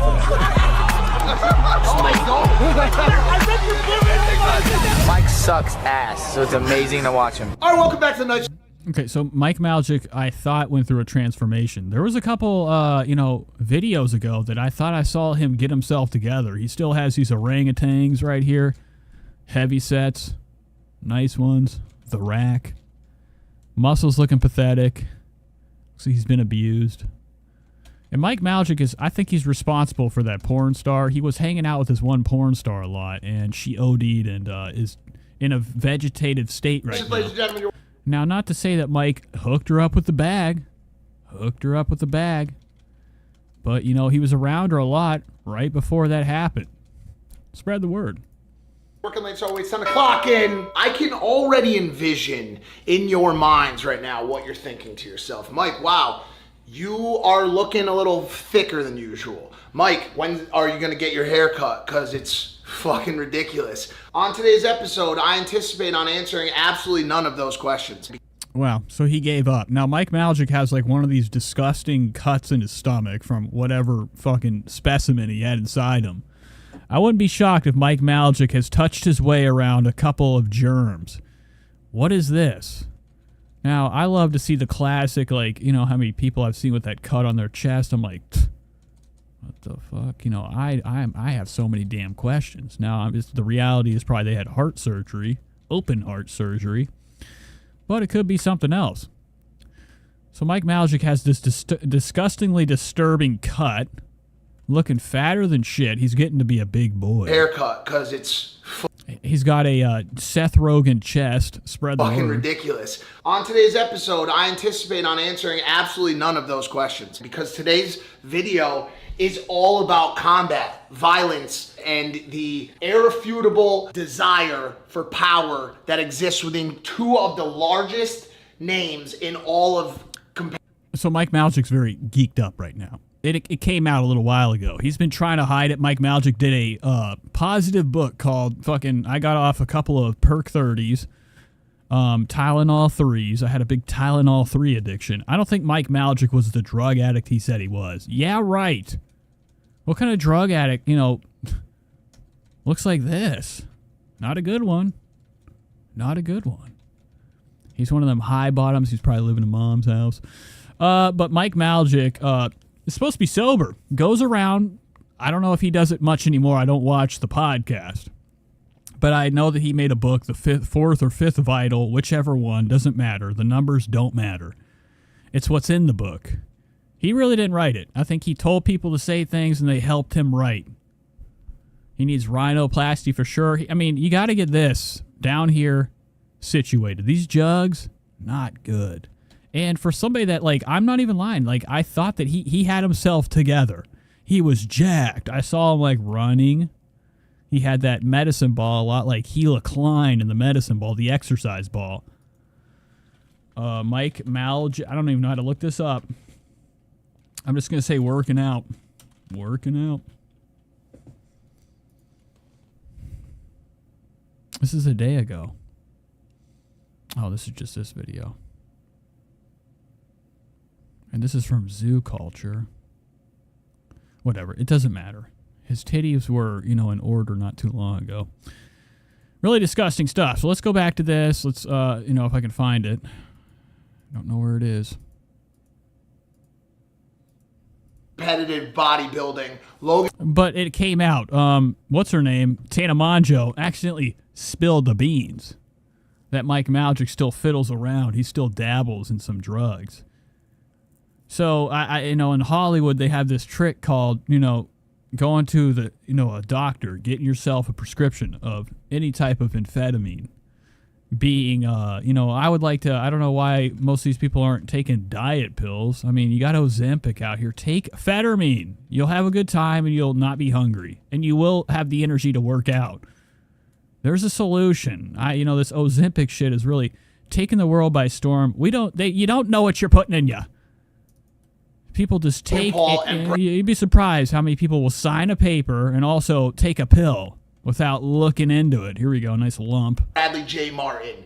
That might not be his middle initial. I just made that up. Make no mistake, these two are intent on murdering each other. And no one's going to stop them. Not even a 6'3" demigod, 220 pounds of pure... Okay, I don't care. So let's get to the show. He wants to do an MMA fight with Logan Paul. Logan's about it. Bradley keeps coming up with like this thing, that thing, like he wants it to be a business play, whatever. Logan's like, dude, listen, tell me where he is, get him to agree to it, I'll pull up, we'll do it in the parking lot, we'll do it wherever. I want to just check with Bradley right now. Well, so I don't know what kind of beef is going on. Maybe I'll need I guess there's some type of drama between the two. This is Zoo Culture, Bradley Martin's gym. So I don't know if you guys saw the Full Send episode that dropped last week, but Bradley has been talking some crazy fucking shit lately. He is claiming that he wants to do an MMA fight with Logan Paul. Logan's about it. Bradley keeps coming up with like this thing, that thing, like he wants it to be a business play, whatever. Logan's like, dude, listen, tell me where he is, get him to agree to it, I'll pull up, we'll do it in the parking lot, we'll do it wherever. I want to just check with Bradley right now and see where he's actually at on this. Oh, okay, so once again, Mike Maljic has one of these ladies with him.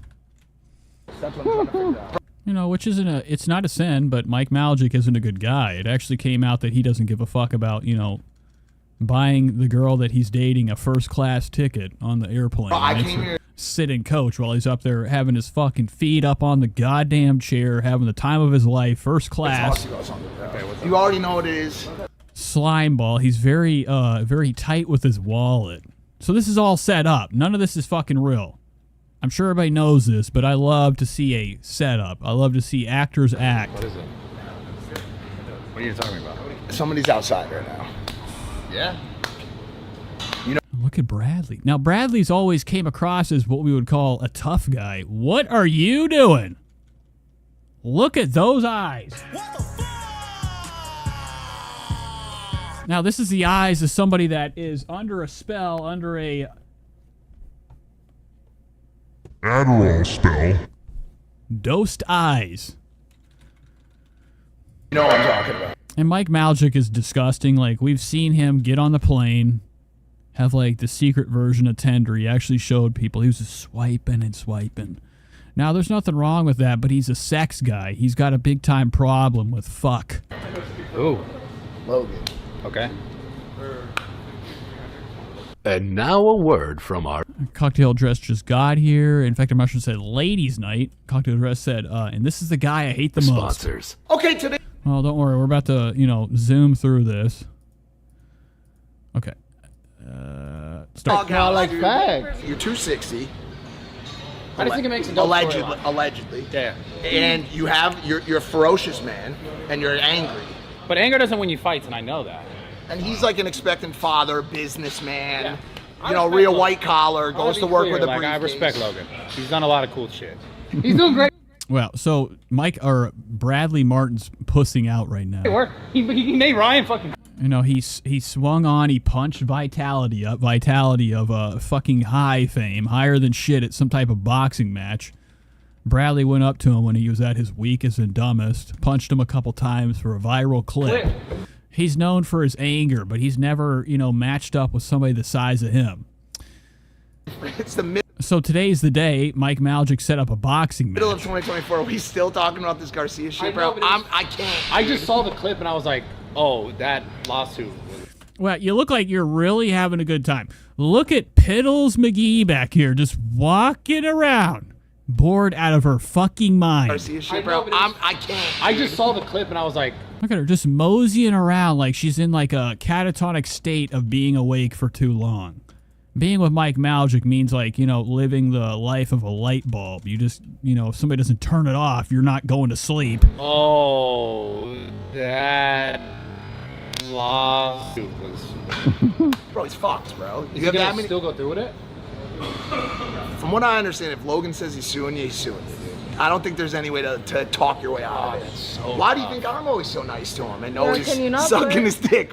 What are you saying? Bro, the last thing I want is to get sued, Don't bro. put that I thought Bradley would win because he'll like sue me for defamation. What is going on? Why do they give her... Now, these guys are alpha guys, so they think women have like an unreadable fucking voice. So he gave her subtitles. No, keep minding. Guys, I hear you out there. You're calling me fat. You're right. I just gotta be real. Okay, shut up, bitch. Let's go to the part. So here's Logan coming in looking fucking wretch. Mike Maljic's doing... This is all set up. Now, Mike's channel's... Wow, look who's here. Now, we can't trust... Jeff Whittick can't be trusted. You can't trust him. He's fucking bullshit. Heroined up. Got his daily dose. When people walk around with this, never ever think that they're actually doing what it's supposed to look like. They're not getting blood work. On now. I got my gun license. Nice. All right, ready for this? Yeah. Do you even have lenses in your glasses? Nope. The lensless glasses go along with your current vibe, and I want to talk to you a little bit about it on the show today. Okay. We don't have to get into it, but everybody's a bit worried. Nobody's worried. Oh, okay. People are worried about you. No, you want to they're get down not. to the bottom No, of it. no one's Look worried at that fucking hair. It's terrible. I don't like it. You look like a fucking 2004 version of yourself. That's not true. It's curls. It looks like Bradley and Logan are actually going to fight. Logan wrestled in high school, boxed Floyd Mayweather. He trained for the past 5 years. It's not a fair fight. Yeah, it's a Bradley mismatch. He only lifts weights and takes that. Oh, look at this guy. Now, this guy's another problem. This is Jeff Whittick's buddy, the drug buddy. They both are fucking highly still selling drugs. I can't trust this guy. This is the type of guy that, like, you can just look at the mustache, drug dealer's cut. Still, like, he's got the facial hair of a Miami guy. Guy down in Miami with that suit on. He's running like he's running a fucking strip club. Like me. Real slime ball looking guy. I can't trust him. Technique, training, experience, fight experience. Logan's had like 3 fights. He's got ring How much experience. does Bradley weigh? Doesn't matter. 260, but it don't matter. He's 260, and I fucking pieced him up. So you're saying Logan... Wow, okay, sure. Moving on, here's Logan. Is this a real event? I said, no.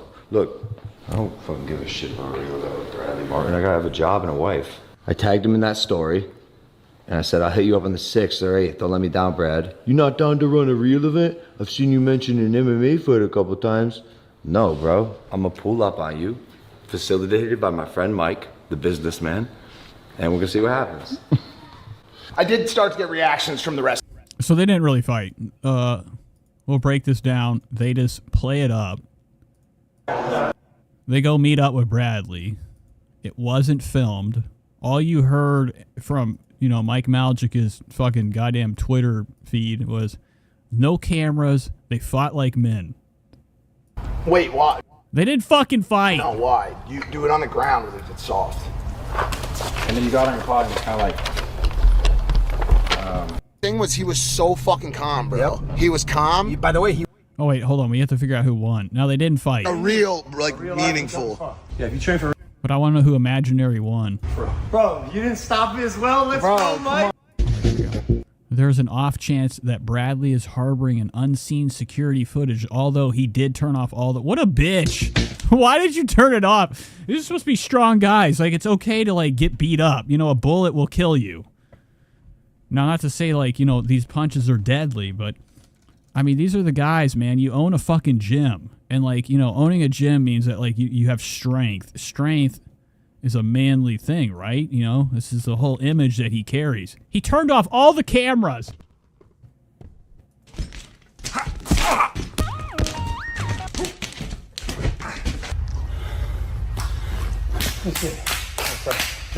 Bradley won. Look at the back of Bradley's fucking head. Redder than a tomato. Good stuff. Bro, well, thanks for letting that happen. Yeah. Sometimes, bro, boys gotta be boys, man. Like, bro, yo, well, he has wrestling experience, but if you had locked in that hold or that choke, cinch it, yeah, one hand, yeah. But still, one Brad hand is almost like a fuck. Yo, it's just mad respect. You just didn't back down. No, I know. Over here. Fuck, that's respect, Brad. Mad fucking.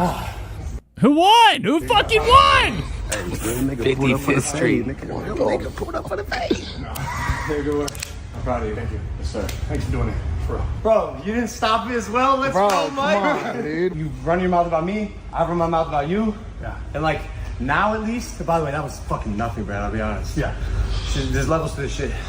Why don't we train and do something for real? I'm telling you, I might have an offer for you. What with you? Yeah, that's what he's saying. Yeah. I don't know what's going on. I mean, I don't know what's going on. I'm confused. Mike got an upgrade. Does anybody know the answer? No way. We got Logan Paul walking down Bradley Martin before GTA 6. Okay. I'm just assuming he lost. Just by the way he's out of it. And Logan's like, that was nothing, bro. All right. So I'm sure they kissed and grabbed each other. Filthy, disgusting shit. No fighting, only romance. And that's what happens. You know how many times I've seen guys fight each other in school, next thing you know, they're kissing by the end of the day? You really get close to, you know, a guy whenever you're fucking hitting him with your fist. After that, you guys want to just break bread together.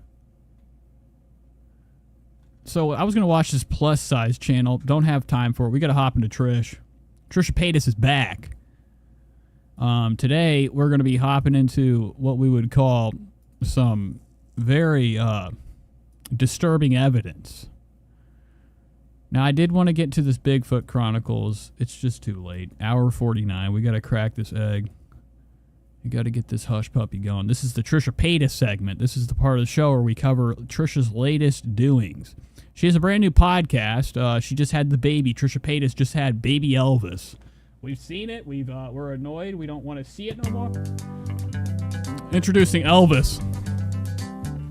I got Elvis. Mine.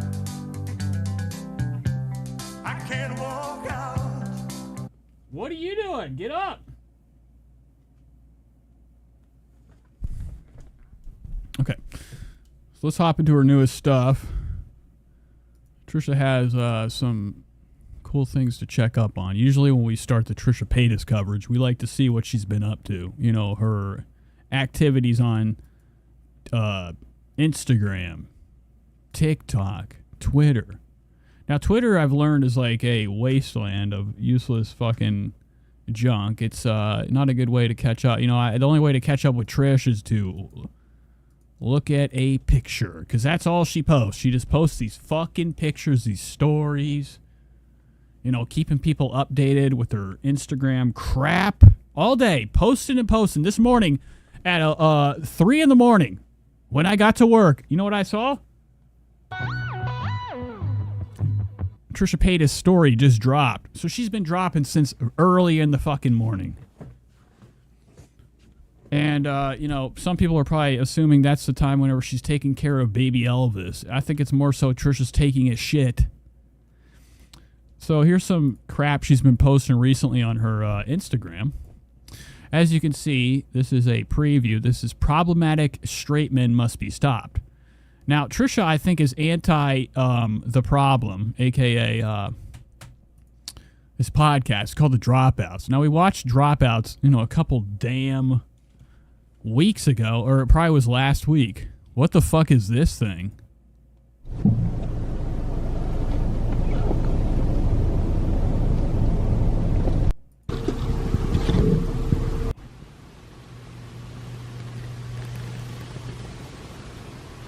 Today got the call.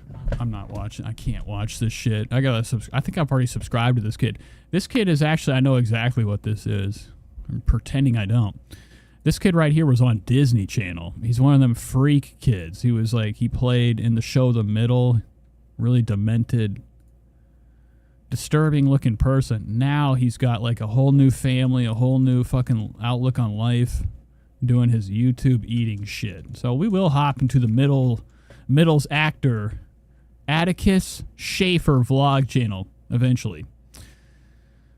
All right, so back to this. What I was pulling up, I don't care. Trisha's just over here monetizing and, you know, bringing up such topics as the drama on the Tara Yummy podcast. I'm assuming, because I had it pulled up, there's a new episode of the Dropouts podcast with yours truly, Tara Yummy. And guys, this guy right here is on the show. There was some tension when they did a sitting in bed podcast. You know, towards the end, it got real awkward. So obviously, Trisha's going to come in with the hot tea. Real nice. This is disgusting. I thought it was something out of the yard. Now, Trisha's trying to flex on us, being like, I've had one. I had one steak. Yeah, right. You had all this. Like, this is too much corn cob for one. Like, let's get real. How many pieces of steak equate to pieces of corn cob? I think if you have 2 pieces of corn cob, you're having double pieces of steak. This is spread the word. That is a brick. That is nasty. It looks like a horse's hoof or something. Really charred to shit. Now, Trisha it doesn't shock me that Trisha will eat what we would call the most burnt piece of fucking meat in the world. She doesn't seem like somebody that can handle some red meat. Even though her stomach is like trained like a raccoon, she can handle garbage like no other. So she's posting, I would assume, is what she thinks people think is a healthy meal. This is protein. Trisha will be hopping into her fitness journey. Supposedly, should be doing it now. It's probably heavily on the Ozempic. Spread the word. These are all allegations, but they could be the damn truth. Anna says probably the whole tub of butter with it. Yeah, the butter can be, butter can be heated. And Trisha thinks because it says it's not butter, she can drink it like water.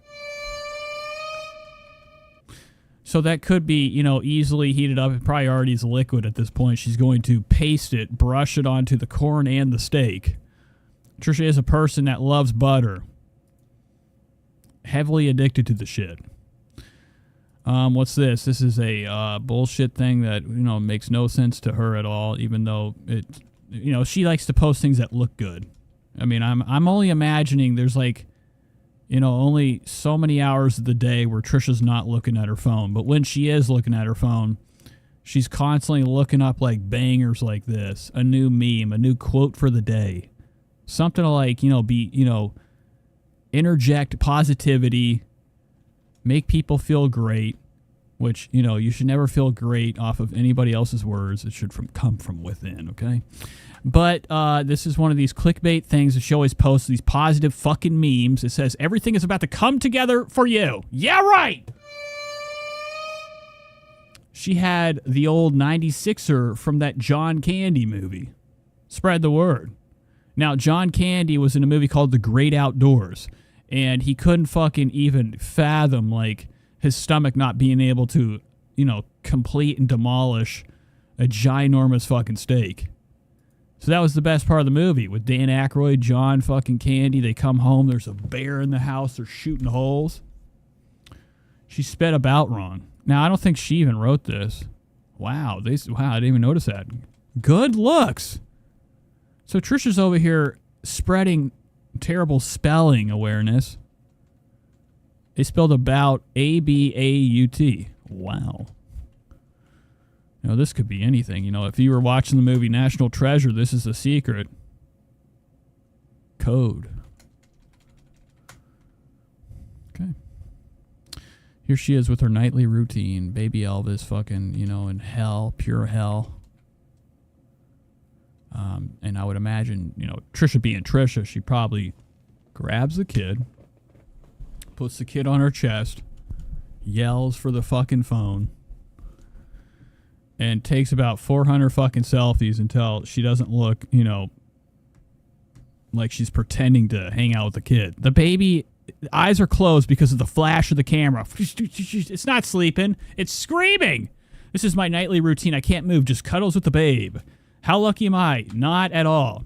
Another one of her lies right here. This is Trisha Paytas' biggest investment recently. Buying botted Apple fucking run or whatever. She's buying these botted watches where they tell you fake times. Like Trisha's running this through a program, probably AI altering this picture to make it look like, you know, this is, what is this? The same time as the last time? People got to look into this. Trisha's trying to show off that she ran a fucking mile or walked a mile in 55 minutes. And that's a slow pace, man. Trisha's skin looking really healthy today. Looking like, you know, some type of fucking skin of, you know, a hardly cooked turkey. You know, you take a turkey, put it in the oven, you cook it about 20 minutes, take it out. Still disgusting and not good to eat. Has this type of look. Trisha has the texture of raw turkey. The Hoka shoes. She bought some Hokas to tell us she's running, walking, exercising. These are exercise shoes. Real nice. Widened out. Trisha's really good at, you know, ruining a pair of shoes and also not being able to fit in any pair of shoes. They don't really make them like they used to. You know, Trisha has to, like, buy it used. I'm talking, like, 10-year-old shoes that, like, 100 different fucking fat feet have gone into. So she can, like, you know, be able to slide this in without, like, worry of, you know, her big toe squishing the front. You know, this is a wide, and this is humongous, man. This is like the size of, like, the entrance to Mammoth Cave. Got some Hokas. Taking another one. Best shoes for walking. Oh, yeah? Oh, yeah? Here's a new episode. We're eating well. You know, we've been running. We've been walking. Working on ourselves. Like, the best treat for the end of the night is, like, pure garlic butter and bread. Garlic knots. So everything that, like, Trisha's pretending to do for herself is, like, being undone by radical appetizers like this. Spread the word! It's disgusting! What the fuck?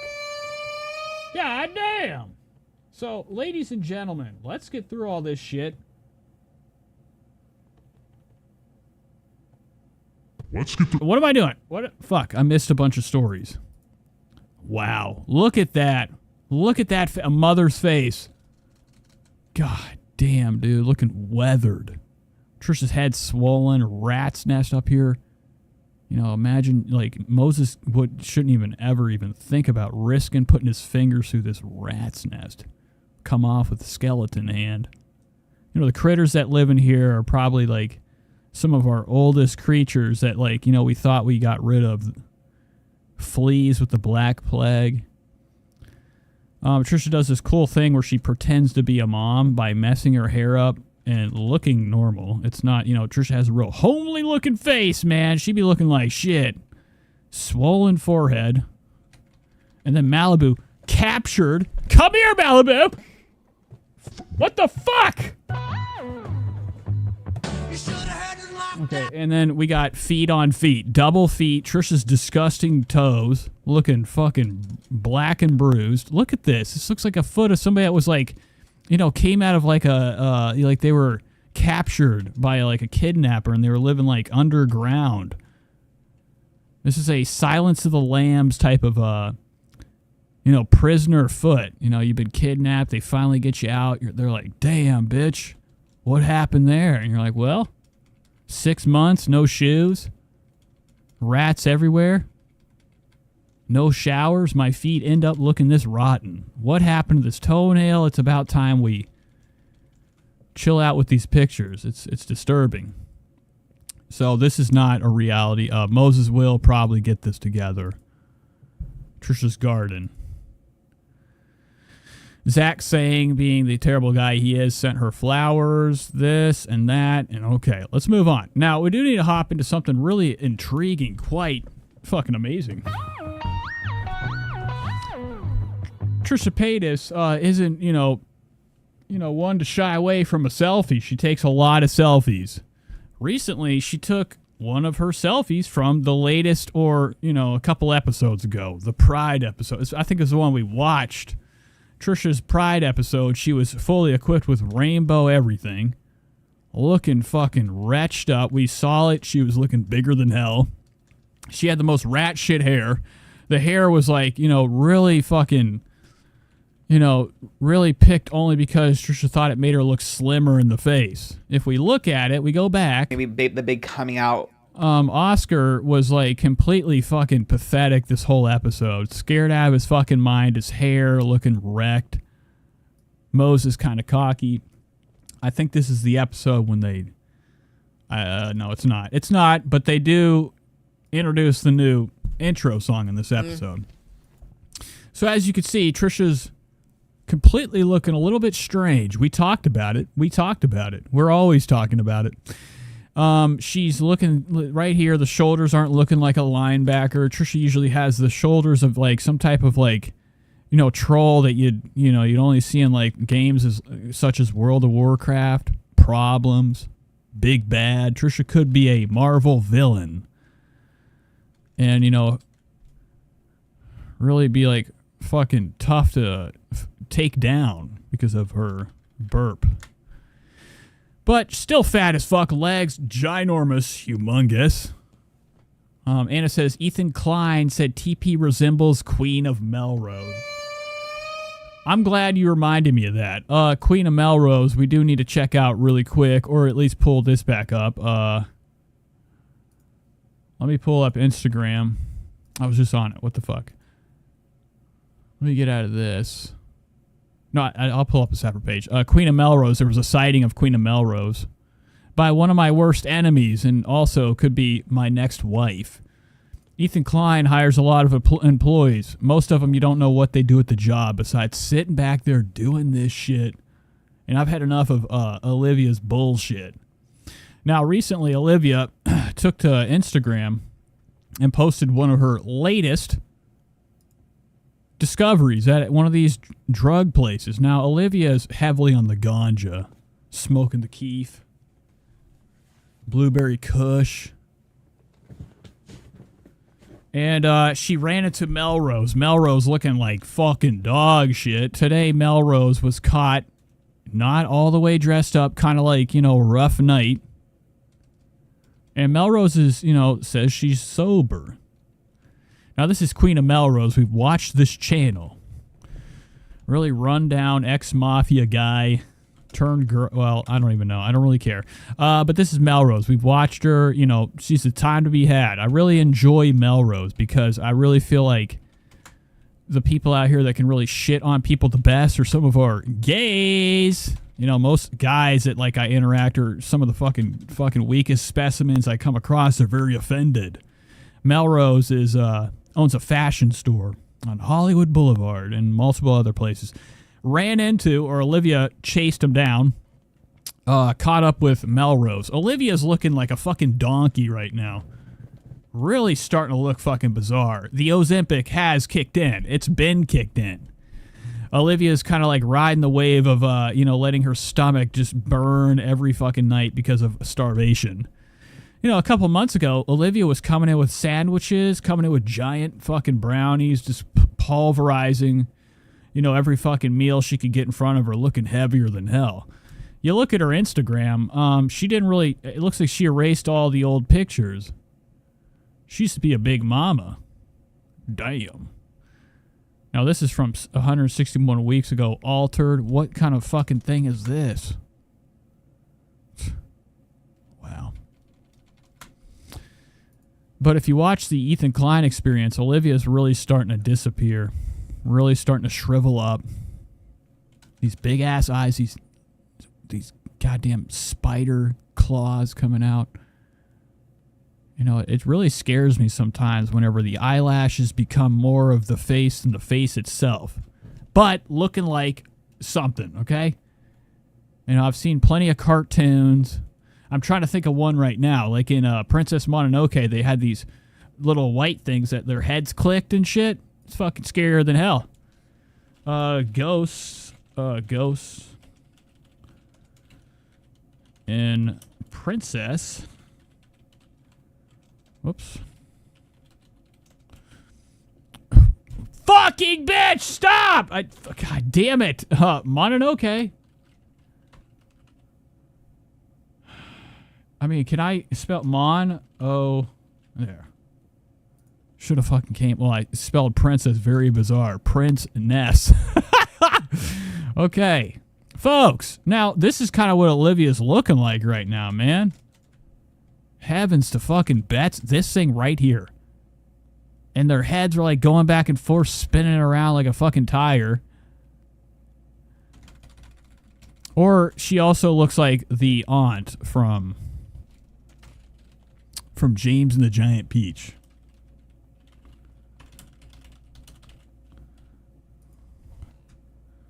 I can't remember what their names were. They were really spooky names. This is kind of what Olivia's really going to be looking like later in life.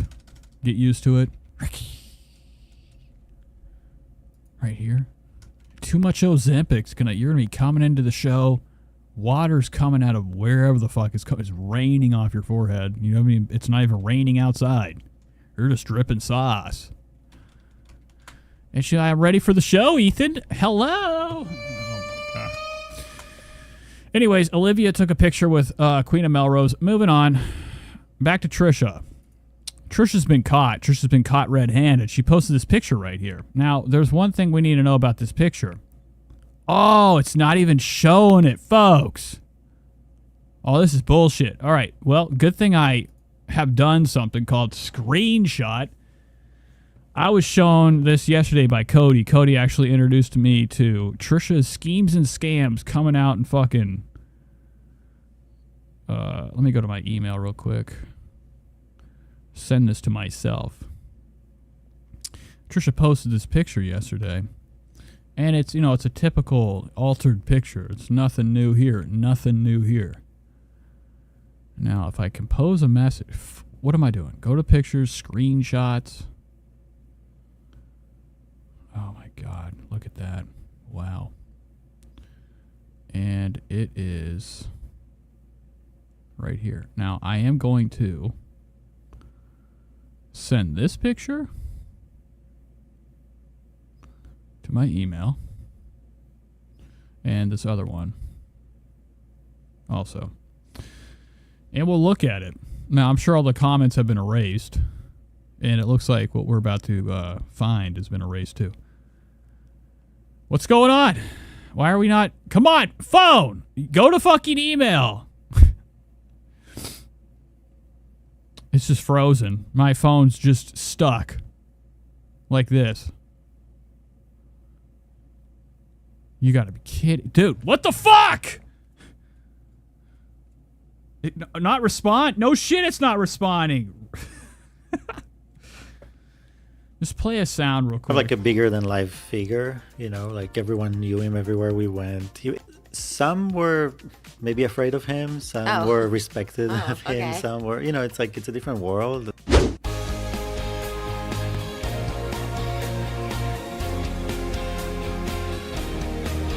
name is Trish, she's got the dish and all the gossip's filthy rich, pretty and pink, hot topic queen, and says what everybody thinks, she's just Trish.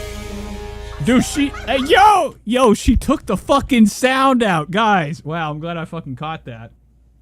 I wasn't even gonna watch this today. Yesterday when we watched the Trisha Paytas, or the last time I streamed, she had this ungodly fucking sound. This sound inside her new intro. It's on her latest. We'll just go to the Just Trish podcast real quick. Look what she's done. She's doing a lot of cleanup. Now, let me pull my email up after this. Let's go to Just Trisha podcast. This episode right here. Now, she probably edited it out. Luckily, I have it on the fucking stream. It's around forever. What is this? This is not the fucking podcast. She had a brand new intro, and she had this like very disturbing, grisly sound from the afterlife, like very disembodied. Also, Pride. Jeremy is Pride. Okay, 3, 2.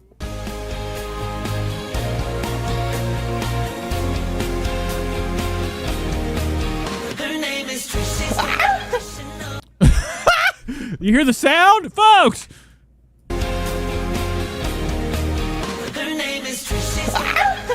Like, is this a sound that she made while the podcast was recorded? Is this sound in the fucking thing, or is this outside of it? Now, it could just be a sound that Trisha thought was whatever sound you should make whenever you're, excited and happy and laughing when your husband pops up in front of your car. And this has been erased. Not a good look. Very, very scary stuff. Moving on. Let's go to my email. Let me show you what I caught, or Cody found for me. Trisha took this picture yesterday, the rainbow picture, her celebrating Pride, and the best way Trisha does, AI. Look at this. Download. There we go. Got it. Okay. Let's go to my screenshots. Now, maybe it only shows it on the phone, and like my computer's just not showing it for whatever reason. Downloads.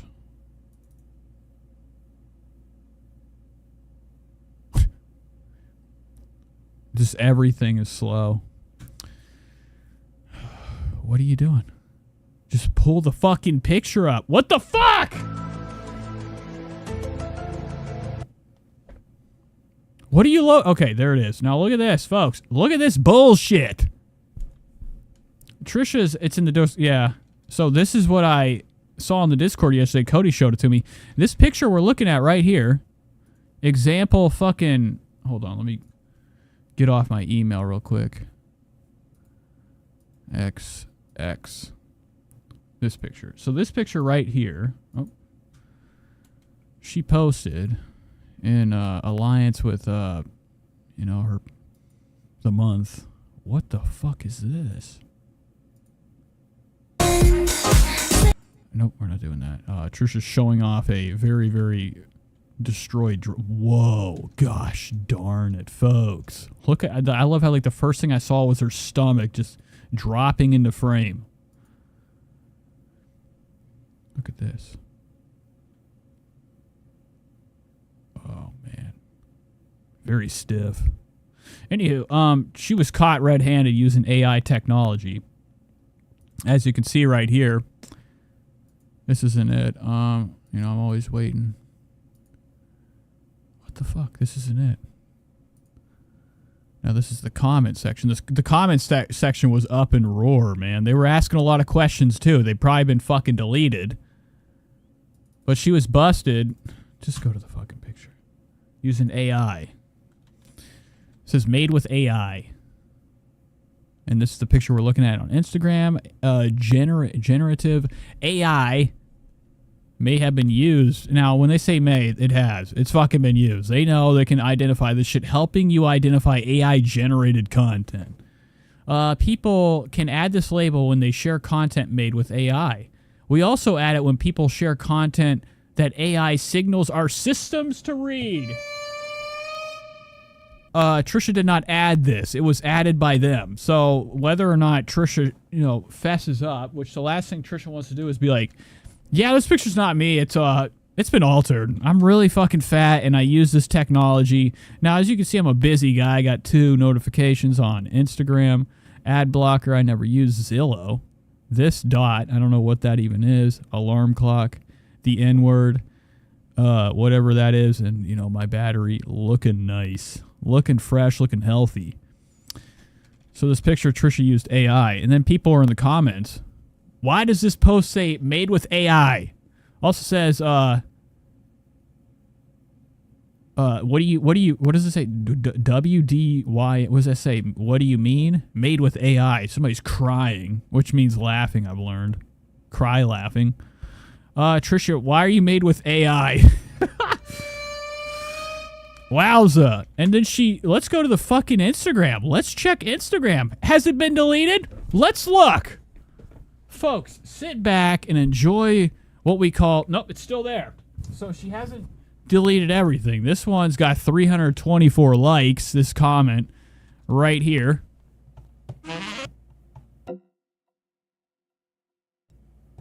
Dude, come on, stop. It's a magic. I need rap.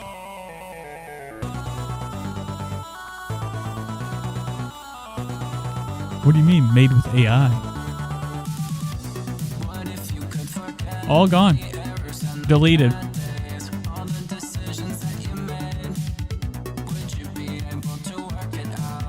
Oh. Why is Instagram marking random things with AI? Busted! Busted. Now, she didn't AI the fucking giant Danny DeVito fucking hands out. This is disgusting. Look at those clodhoppers. Them motherfuckers don't fucking miss a beat, man. Look how swollen they are. Gosh darn. Now, I don't know why her fans are really, truly demented creatures. They have no idea what's going on. They're breathing out of their fucking eyeballs, they think. They're stupid. They think we're walking on a flat earth. When they're over here like, why is Instagram saying you're made with AI? They're lying. No, they're not. They're telling the fucking truth. Welcome to the internet. And also welcome to 2024 where things are caught. Okay, let's go ahead and move into her damn show. Catch up with her. Now, we do have a podcast. It is called the Moses and Trisha Very Awkward Hour. Now, when Moses and Trisha get together for a fucking podcast, it's the worst time ever. Nobody's happy. That was gay. But anyways, nobody's happy about this shit. Her audience probably pissy. Moses sucks. That's why he's behind the scenes. He's not really he's a Dan. He is Ethan Klein's Dan. Came to do the birth certificate. Yeah. But, you know, when you get pregnant, you have a kid, you know, it's only nice, it's only generous to bring in Moses for the baby interview. It says Moses Hackcom on raising newborn Elvis. Now, he is the raising part of the operation. He does take care of baby Elvis. Trisha can't be bothered with it as she's getting big bags of fries most of the time. Also says Malibu as a big sister being a girl dad. So Trisha likes to explain the fact that Malibu can't fucking stand a second around Trisha. Can't even look at her face because she's a girl dad. No, she don't like you. There and everything. But yeah, if you check in on your own, that's your name. So that's what they... Hotels are like that too, and I'm just like... Many times people call me Mr. Paytas. Mr. Paytas. It's very... Yes, he's Israeli. Him and Hila Klein, brother and sister. A Star is Born. Is that the movie? Did you watch that movie with me, Lady Gaga and Bradley Cooper? Yeah. Here we go. Moses lying. Fucking 144 into this. A Star is Born. Is that the movie? Did you watch that movie with me, Lady Gaga and Bradley Cooper? Yes. Is it called A Star is Born? Something with Star. They did... He doesn't know. He's just going along with the ride. That in the 50s too. With Liza, I think Liza Minnelli was wearing a big old shirt too. He's hiding his fat. Is it called A Star is Born? Something with Star. They did that in the 50s too. With Liza, I think Liza Minnelli was in it, and that's literally the reason the guy ends up driving off a cliff in the original one is because they call him by the woman's last name. That was in the 50s. They changed it a little bit in the new one that didn't set him off. What are you talking about? What the like, fuck are you talking about? Isn't that crazy? How people...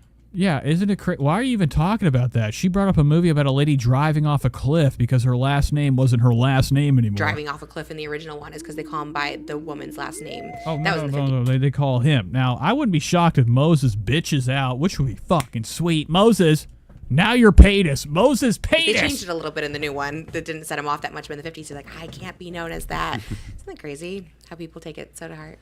Yeah, people are not about women back then. Yeah, I like how you don't care. Yeah, he doesn't. Okay, show over. Look at this, man. He's not really having a good time. 2 minute in. How does Trisha feel about Palestine? No. She hates them. What spread the word. Allegedly. Be known as that. Isn't that crazy how people take it so to heart? Yeah, people are not about women back then. Yeah, I like how you don't care. Cool. I love it. We're a minute in. We're arguing. We left argument in. Where's Oscar? No, because what You're out. matter? Like it doesn't matter. Like how somebody calls me and when. Doesn't matter, especially man. if we're like in a hotel or that kind of situation. Yeah. It's more incognito. You know, people usually use. Hackman. I should actually. So Trisha's actually going to force Moses into changing his last name, which is already getting him nervous. He's on camera, so he can't, like, lie. He's going to have to be, like, straight up with her. He's either going to get up smack or he's going to, like, bitch out and be like, all right, call me Paytas. Use it. But sometimes it's nice, too, because when we get in, then there's, like, special stuff for the kids because they recognize the Paytas name, so which is so weird to say. Wow, what a bizarre way and topic to start with. Trisha's manic right now. Baby mania is fucking flowing through her cheese mind of cheese. Today she's on one. We're 2 minutes in. She's already like, you know what? Why don't we call you by my last name? What do you feel about it? Fuck. Okay. But shout out to all the fancy hotels that do that. They always provide little goodies for us. Especially for the kids. It's so sweet. Yeah, that's. Brandy says there's a video of her saying they're for Israel. She also held a huge Israel Independence Party last year and filmed the Israeli reality show last What I year. meant is like for. Yeah, there you go. Like they always do something. She wants them done for her. Extravagant. Yeah, a little gift. We Off love our with her head. staycations. If you're in Southern California in a fancy hotel and want us to come, or any in California, we're very in our driving era because we haven't flown yet with Malibu. And it just seems like a lot with kids. I know people do it, but now we have 2 strollers, bottles, car seats. Seems like a lot. Yeah. Wow, he doesn't look comfortable. Like, I've never seen a husband and wife look more miserable around each other. It is. Look at his reaction to her. He's like, yeah.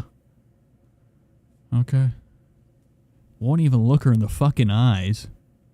Like, who's married this long, have known each other for years and years, and, like, he just cannot let his guard down. Now, it might be because of the bruises. Maybe his whole back is lined with a couple mollywhopper marks. Isn't it? Isn't. You know, that's why he's, like, kind of sitting like he's got something up his ass.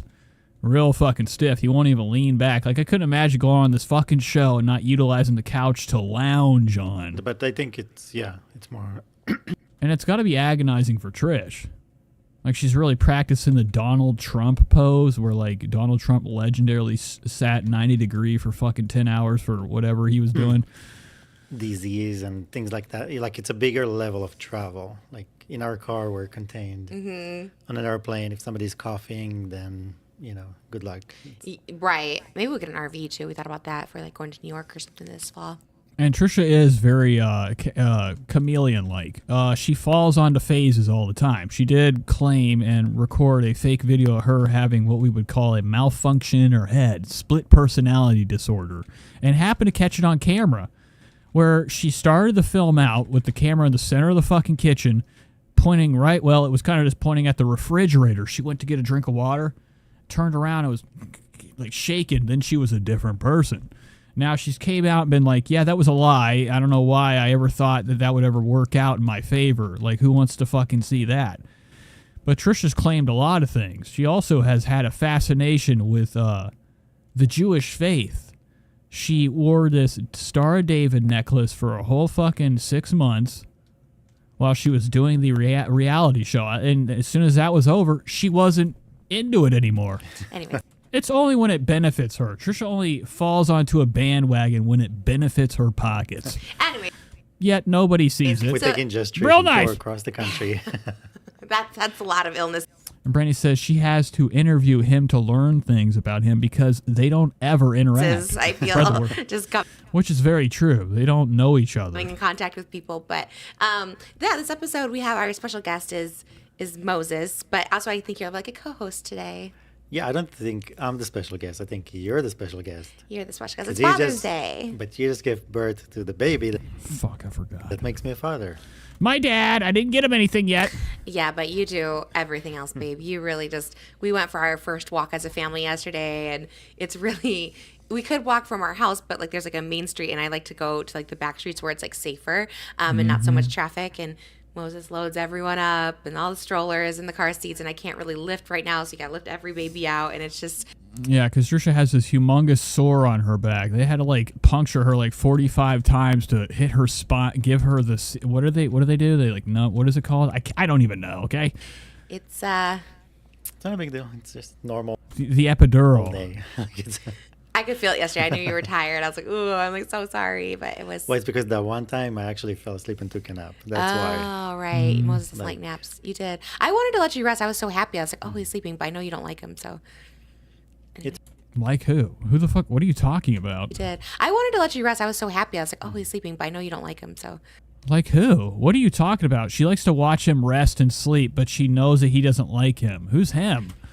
It's fine. It worked out. I mean, I enjoy the walks, just being outside, the trees, the air, the birds, flowers. It's like spring. Malibu really liked it too. She was just singing, sitting in her stroller and singing the whole way. Totally fine. Like that was. Shitting everywhere. Moses is in his Peterson era. He's looking a lot real Jordan Peterson right now. You know, because she's so much older now, but she was loving it. It was nice. I love going for our walks. I feel more meditative.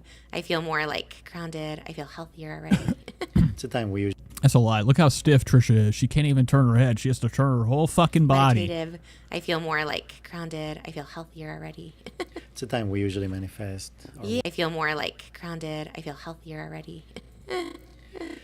It's a time we usually manifest. Yeah, that is true. We actually do. Is it really? What is this conversation? It's like they're really trying to be a calm couple. You're not fibbing anybody. Trisha's over here fucking pissed. If this is green screen, it is. We watched Tom Green and Drew Barrymore show us their amazing animated green screen effect they used for their interview a couple of years ago. Yeah. So I wouldn't be shocked if Trisha's just talking to nothing. Moses is up in the fucking manifestation room, green screen wall, doing the interview, delayed. Oh, we are parents of two. You look like a dad. Also, the glasses are. And he does. Jolie Belladol says he looks exhausted. He does look exhausted. You know how when somebody's trying not to, like, you know, nod out on drugs or just trying to stay awake in general so they act more awake? Amazing. You said you were wearing him to see the. He's very tense. He's very like, fuck, dude, I didn't realize I was here right now. He's kind of lost. Monitor, or not the monitor, but the audio over there. But they look so good on you. I know you wore them to drive, too. Moses got new glasses. Thank you for helping me pick them because I was lost. Yeah, paying for them. Like nothing looked good. So Father's Day, we just did a Father's Day photo shoot, which was actually really good. Malibu ended up like, usually in the past she's like not about the photos, but she kind of hyped up. I have a feeling she's more about the videos. She was like dancing and singing and spinning, and she's more about like doing like choreography and. Right. When my mom came back in, I was like, okay, show Mimi what you just did, because she wanted to show the photographer, but then Mimi, and she's like just spinning and.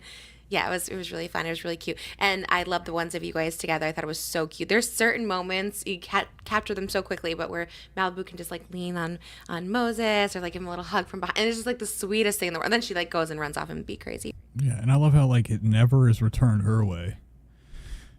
Trisha sees this love and affection around her. It's never, it's never aimed her direction. She's very aware of the camera. She's aware of like. Yeah, of course she is. I mean, I don't know how she's not. Malibu probably knows how to fucking. She's probably directing this right now with all the camera time she's been behind.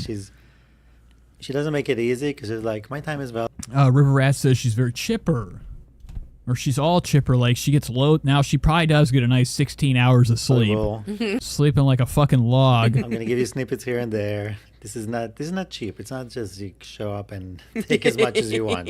Right. And she's very aware. She's like, you get amazing. One shot. Yeah. And we don't even take a lot of pictures or film a lot, but. Oh, you don't? What the fuck does that mean? You filmed your entire, like, this is bizarre. What are you talking about, dog? What is going on in your fucking head where, like, words that, it must burn coming out of your throat, the lies. They don't film a lot, even though they just, like, have filmed, like, every part of their life. Trisha has filmed all of her life. She's so smart. Especially, like, any, like, big things happening. She doesn't miss a second of coverage. And aware of everything that's happening. And she knows, as a photographer, she knows what's happening. She's like, okay, I'm going to make you work for this. Yeah, she's so cute. And, like, how demented is that your kid is aware and comfortable around a photographer? It's really cute. Your kid should be scared of Santa Claus. Your kid should be scared of anything outside of, like, mom and dad. All right? Your kids should not be comfortable around Hollywood cameras. Yes, I love it. And she loves pictures just when there's not a photographer. Every morning she says, Mama cheese, and that means get your camera out. If we're at a restaurant, Mama cheese, get the camera out. It does. So it's actually, I have thousands of pictures of her, probably, of just her cheesing for the camera. It's really cute. And like usually when people say cheese, they mean the food. I don't think Malibu knows anything about the word cheese and smiling after it. She probably is just hungry. She likes cheese. So, happy Father's Day. Wait, first I feel like I you. should give you a gift. I feel like I should give you a gift because you always give me gifts. Oh, wow. I don't What know is if this this? is going to be good, but we'll see. I want you to, it's something for now. I'm excited. I can't wait to see Moses's fucking emotionless, I don't like anything fucking attitude. This motherfucker has no hobbies outside of water. He's a water scientist. Now, so I want you Imagine being a scientist of the agua. you want me to hold your microphone? Oh, you got it. Oh, I'm wow, look used at to doing you. everything with one hand. We're matching, by the way. I had too much cleavage as a mom now, so that's why I couldn't find my bandeau. Me too. I had. Oh, Trisha's in her non-cleavage era. Let's see how long that lasts. We're matching really perfect, actually. Yeah. Real formal. I mean, imagine being like, I used to be a skizank, and then now I'm not. I got this. Now I'm a Mormon. Wow. That's why I couldn't find my bandeau. Me too. I had. We're matching really perfect, actually. What do you mean? You fucking dressed him. Moses doesn't even know how to buy a pair of glasses. He's confused. This motherfucker's a retard. You buy all his clothes. This show is organized to a T. Every episode, there's a theme, there's a dress code. Trisha was like, all right, motherfucker, you're going to have to wear a black tee along with me.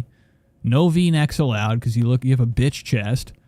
And you got to wear pink like me. We got to match. We got to look like two fucking Band-Aids. Yeah, and I don't know why you say you can't style. Like, this is a very... Putting a bandeau underneath the serious- dress.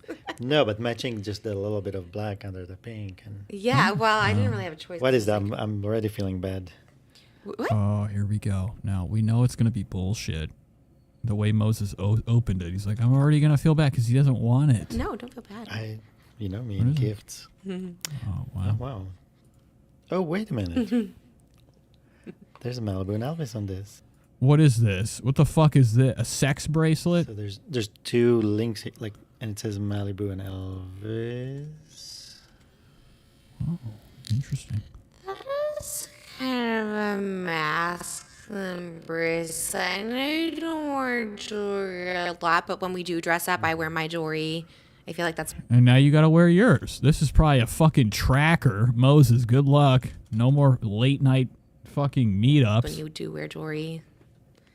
Because we don't wear it on the daily, but I... Let me help you. Look, he doesn't even know how to open I a just thought fucking... this was like... He doesn't even know how to put it on. He's like, what is this shit? What is this contraption? We don't wear it on the daily, but I... Let me help you. And like he's got like little fucking fairy fingers. He's got fingers of like a madame. Look at the way his little slender whites are alien hands. Even the way he's holding the mic is like, he's like fucking playing like with like a recorder in fucking high school. Dainty Wear fingers. jewelry. Fuck. Because we don't wear it on the daily, but I... Okay, look at this. Here you go, bitch. I just thought this was like... It looked kind of like masculine, and it has their names, and... I know you won't wear It doesn't. every day, but I think it's cute for like... Look at her eyes. I give it each day before our Father's Day. She's like, do you like it? Look at her fucking eyes right now. She's like, Do you like it? This motherfucker's like, he's acting like it's like burning his skin. He just has it draped over his fucking little wrist. I feel like I'm getting in my Ted Nefesin era. It very... Oh my God, you kind of are with the glasses and the jewelry. It's very... Everyone's doing... Oh my God, what the fuck did he just say? Now they had somebody come on called Ted Navision. It very... Trisha wanted to jack him off. So did Oscar. Oh my God, you kind of are with the glasses and the jewelry. And like Moses is like, wow, now I really realize my new fucking look. And Moses has eras. He has to look like certain people a lot. Now it does look cheap, definitely. Anna says it looks cheap. It looks flimsy. It looks like a fucking one of those zip ties that you have on like a pair of off-white shoes. It doesn't even look like a fucking bracelet. Now, it does look agonizing, too. It looks like there's spikes on it, so it, when Trisha clicks a button, it's going to go into the skin. He can't get it off. Now he's like in the movie Unleashed with Jet Li. Nefesin era. But Trisha's got him looking and kind of like slowly equipping him with the attachments so he can look like the new guy Trisha wants to fuck. Ted Navision. It very... Oh my God, you kind of are with the glasses and the jewelry. It's very... Everyone's doing it, though. Oscar's doing it. Everyone's on that Ted It's jewelry. cool. I like the font and the whole thing. Let me see the font. I didn't see. Oh, yeah, that's cool. It's so hard to find gifts for you, but I thought it's just, when we dress up or wear a bracelet or something. You had a chain on the other day and you looked really good and you never wear chains, and I was like, oh, that looks so good on you. Wow. So Moses, like, literally accidentally looked good in front of Trish. Trish, like, look at this fucking hand, bro. What the fuck? Yeah, that was another Elvis chain. So. You look cool. I like it. I think it's. You don't look fucking cool. You look stupid, bitch. You look like you just walked out of the fucking hospital. Like a fucking, like, thin little, piece of thread for a bracelet. Yeah, that was another Elvis chain. So. You look cool. I like it. I think it's giving you. Thank you. So happy Father's Day, your first Father's Day of 2. By the way, if I feel. Oh, I forgot. And I got to remember it's Father's Day this weekend. I got to do a quick buy and get it to my dad's house. I like to. She probably got it from Amazon, probably. Infected Mushroom says she's thinking about the Taco Bell she could have bought instead of the bracelet, which could have been a lot. And Minecraft. Trisha Paytas is quite the pig. Match Moses is. And like anytime like money can be spared on a damn meal, it is. They are really blowing through the money they make. Trisha doesn't know how to fucking like wake up. We are living in a reality right now. Life outside of the cameras and shit. Trisha Paytas has been caught, busted, disgusted. She's gone to the drive-thru before her card was declined. Then she just pulled out another credit card. We can't be this fucking rich and have cards that we're not paying off. She has an employee that has no health insurance. This is extra cash she's got in her fucking pocket, stuffing in her pocket. Also,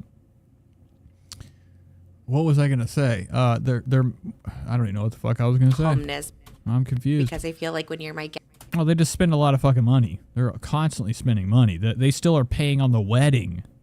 Their $2 million wedding they had that had nobody in there except for cardboard cutouts of people standing in a crowd watching the wedding. It's just like calm energy and. Yeah, we're not here to be like all. Brandy said, "Did she say it's his first Father's Day? Malibu is almost 2, so that means Mr. Moses has only got to celebrate it one time." I love being excited for guests.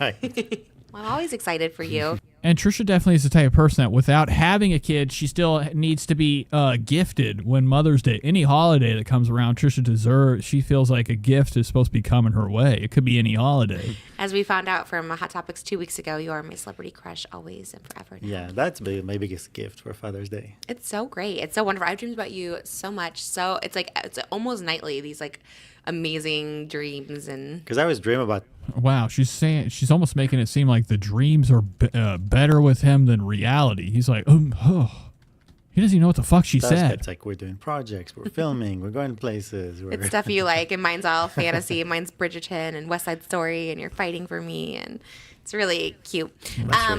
That's why it's a fucking dream. So you're a father of 2.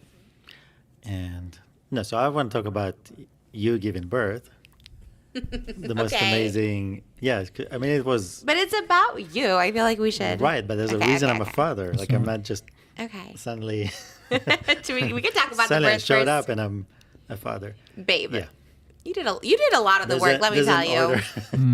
Well, she actually is probably feeling forced to do this. It really hurts for her to be like, "You've done a lot." She doesn't feel that way. I've only been blessed with children because of you, and It is amazing that how it all happened. Like there is no amazing thing. Like when Moses found out she was pregnant, he didn't believe her. If you go back to the pissing on a stick video when Trisha's like starts the video out, boogling and crying, she's over there fucking yelling for Moses. Moses. He comes in, peeks around the corner. He thinks he's about to get pranked or something. Trisha's gonna pie him. And he's like, "What is this?" He looks at the baby test. He's like, looks at her in the face. He's like, "Is this real?" He didn't believe her. Pretty much like on the night of our wedding. So like it maybe does make sense that like he's like, "How did this even happen? It wasn't supposed to happen." Because you're a lying bitch. I don't trust you still. It ain't his kid. And the night of Donny Osmond. What if it was Donny Osmond's kid? Well, it's true because it's like it was hard for me to get pregnant. I never thought I would. I never have before. Like I said, it's kind of new now to think of like birth control because like never in my life have I thought about that because I just always wanted a baby and it never happened. And now I'm like, oh my God, it's like weird to like not try for a baby. I know. I don't even know how to like. Wow. I don't even think Moses knows how to have sex. Go about that, because it was always that excitement and that, it's gonna hit trying this your time. best, finding the right spot, and The intention. Wow, that's disgusting. He actually looks grossed out the way he touches the chair barely. He's like, oh my God. And like he still has slime he's getting off his skin that's been burned on from all the fuck set. Trisha was every day laid out. Hey, Moses. Coming in, he walks in, he's seeing this cavernous, disgusting hole that he has to go in there and fucking, give her baby. She was obsessed. Very, very obsessed before this last baby. I think it was like that before. So that means Moses every day had to go in there and fucking put himself through agony. Trishan clobbering his sides, sitting on top of him. He's getting squished. It is weird. It's like such a weird thing. I don't know. And I don't know. Anyways, it can feel like well, we're maybe kids. the shift of the intention is more I gotta walk around the table. towards each other. Right. Than The baby. Yeah, because that was like almost diverting from each other. It was more there's a goal. We gotta meet the goal. That's a good point. And the goal was not you enjoying it, me enjoying it. The goal was like we just need get to it done. No, but to get it like in a very I don't know. It's like to Specific me I felt time. like it's very physical. It's like there's a place I have to Oh, really? You did say that.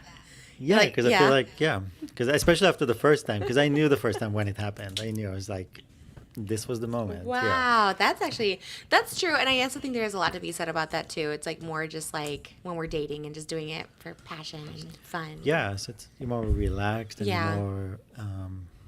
Okay, I don't care. Oh, they're showing video. The birth of Elvis experience. They're calling it the birth of Elvis experience. There's so much, like really, that's what's so amazing is like the sacrifice that a woman does as far as her body. So it's not only producing the baby that's a sacrifice, going through that process. Okay, Moses, I don't want to hear it. I've had enough. So I'm sure this really is such a good time.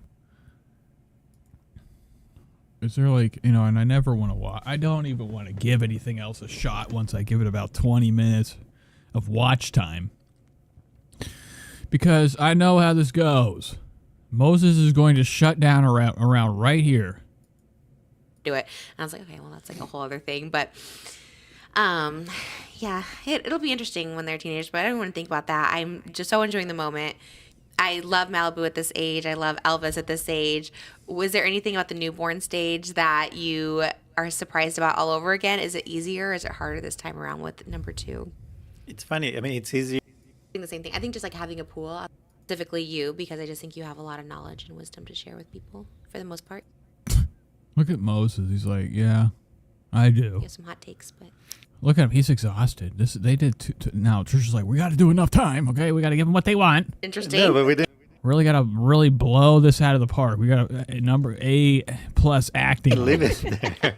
Look at this bitch's wrist. What the It was all fuck? recycled stuff that was going anyway to the trash. Oh yeah. Look how fucking big that motherfucker. Moses is getting to be a retard. God damn, boy. Sheesh.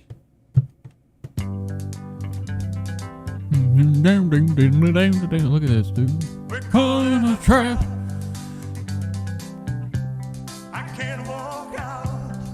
But why did but you make yeah. it out of like a biodegradable thing or something? No, because we didn't want to leave it in the ocean or have it dissolve into the ocean. Oh, okay. It was I always thought that was so funny. I was like, I don't know what that is, but that's funny.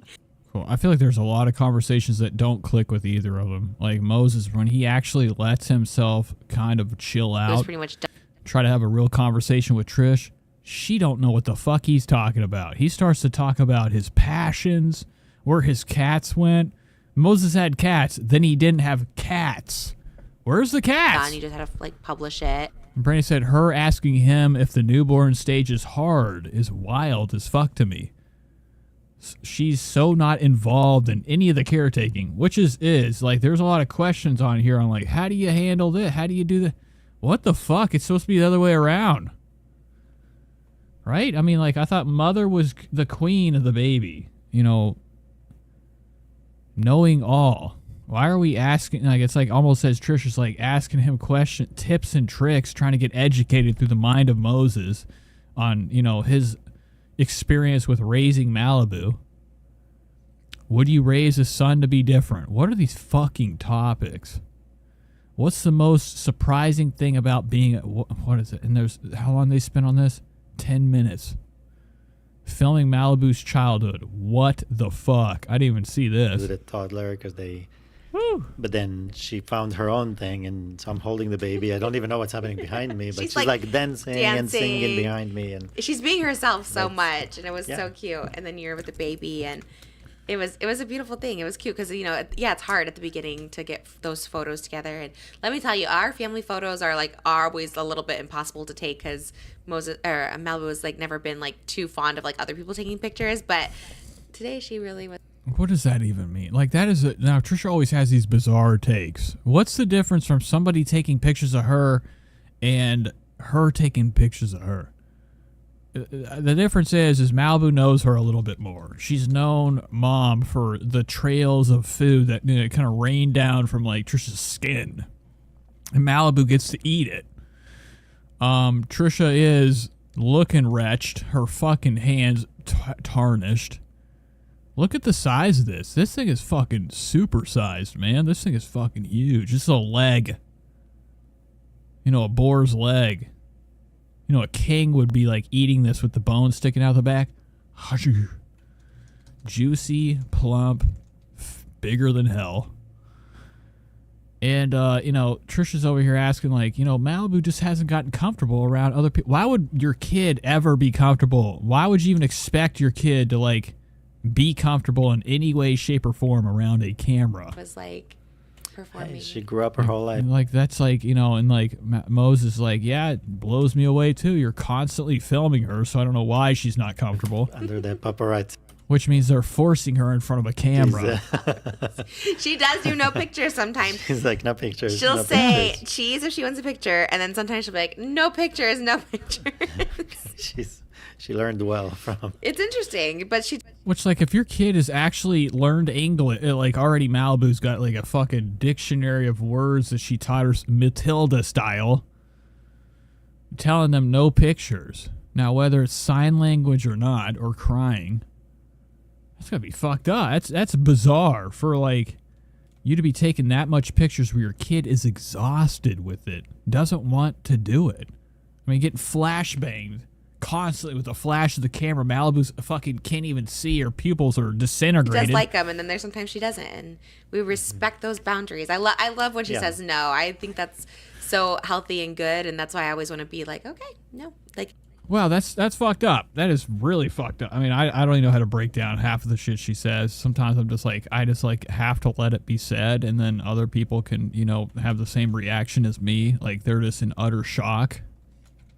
Trisha likes when Malibu has boundaries. Do you really think that if your kid has boundaries, if Malibu was older and had a choice to be able to erase time with all of the fucking footage, all of the fucking times that Trisha shoved a camera in front of her kid's face, made money off her, Malibu is owed that money. I hope that Trisha's got cash set aside. Malibu's got a big lawsuit coming her way. There's got to be a way to sue your parents for abuse, aka filming them without their consent. I don't really like a law. A lot of these laws out here are fucking nuts, okay? But I think there should be a law in place that says no filming your kid until they're old enough to decide. Otherwise, all the money you make, if you do, better be, divvy it out to the child also. But she does like. Or, later in life when she can get them, and then there's sometimes she doesn't. And we respect those boundaries. I love when she says no. I think that's so healthy and good, and that's why I always want to be. I'm do we think Trisha respects her boundaries? Look at the fucking Instagram. Let's check her Instagram one more time. Let's look at this radical fucking picture she took of Malibu. The fuck is Trish? There's radical. Oh, she's got a new story. Look at this cool picture that, Malibu really looked like she was having a blast. Look at her crying. This is her grabbing her like a fucking thief. Napping her. Trisha running in drunk. Malibu, I've never... No, she's just coming in drunk embrace with this fucking frizzle fry fucking hair. Malibu, like, looking back, like, is anybody going to stop this?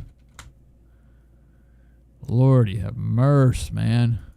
Be like, okay, no. Like, can I have a hug? No? Okay, that's fine, you know? Yeah, and does she look like she wants a fucking hug right here? Does this look like Malibu wants a hug? No. Just grabbed her. Picture! Like, you could tell it's a quick picture because Trisha's face isn't even fucking in frame, focused. It's all blurred to shit. Like, I wonder how this happened. Who's on the ground taking this picture? Whoever took this had to be level with the ground. Had to be squatted down. Trisha comes in like a fucking, Harambe.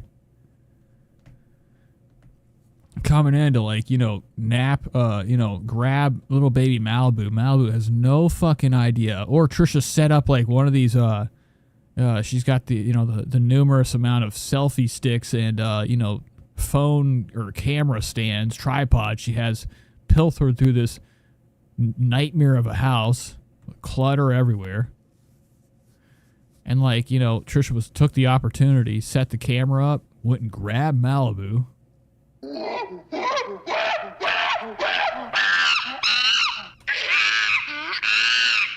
Okay, that is intense. Yeah.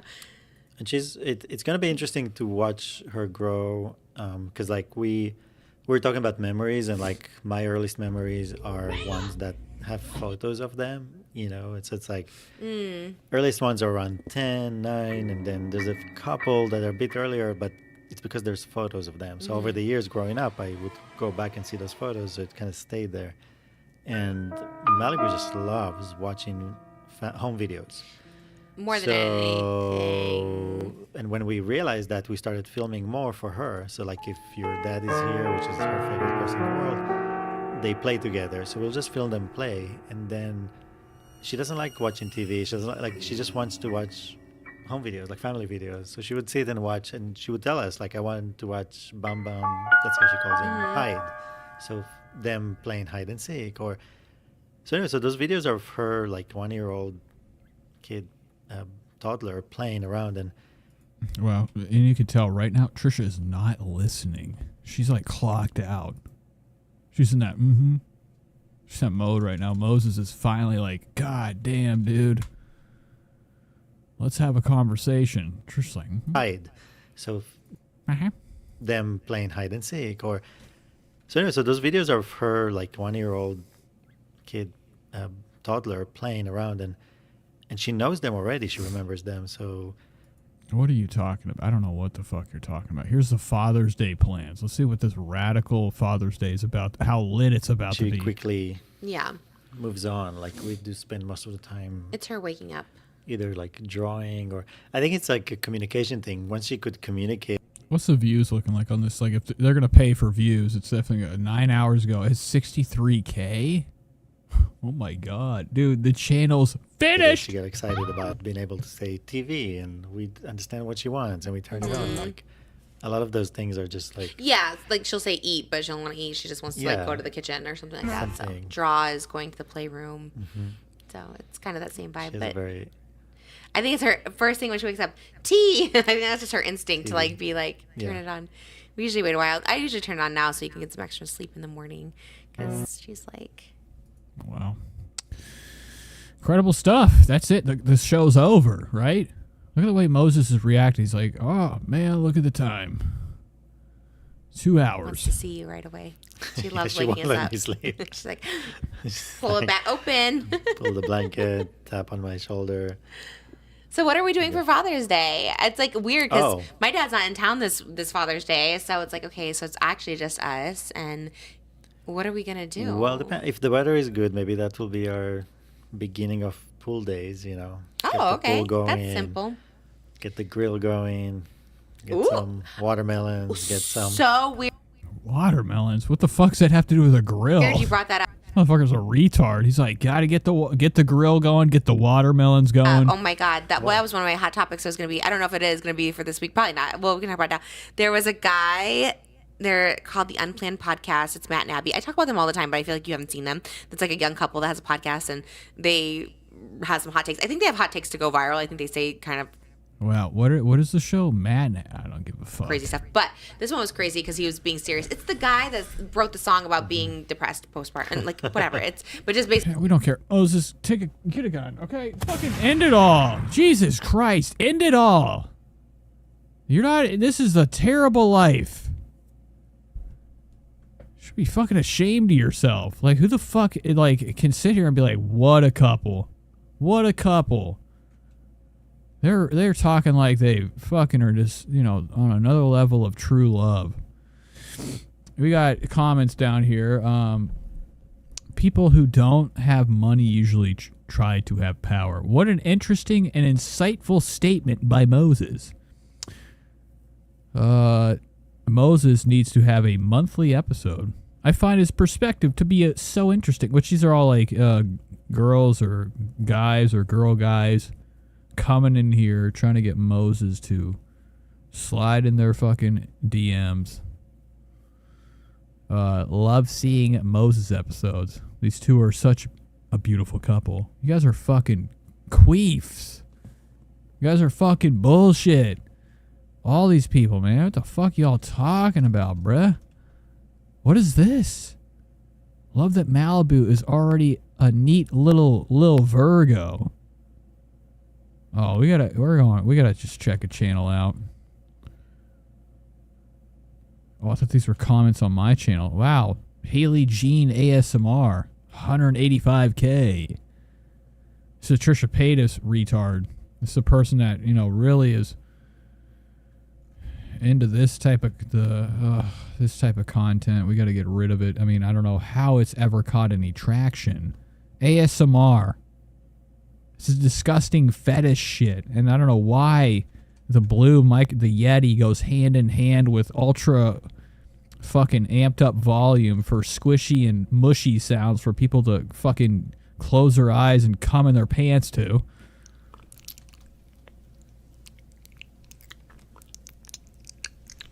This is fucking disgusting. Oh, this is like Sam. Sam from H3. Spread the word.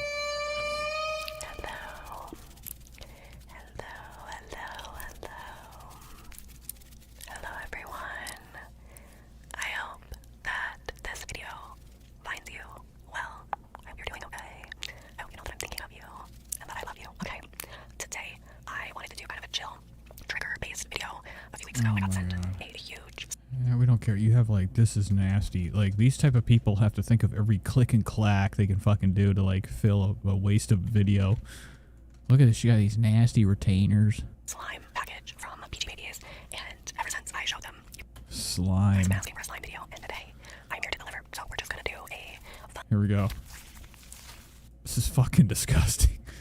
I think these people need to be lined up, pushed off the fucking plank. What's her TikTok looking like? Is she 18? I don't know. Wow, look at this one. Trisha looks radical. Wait, is it going to have the sound in it?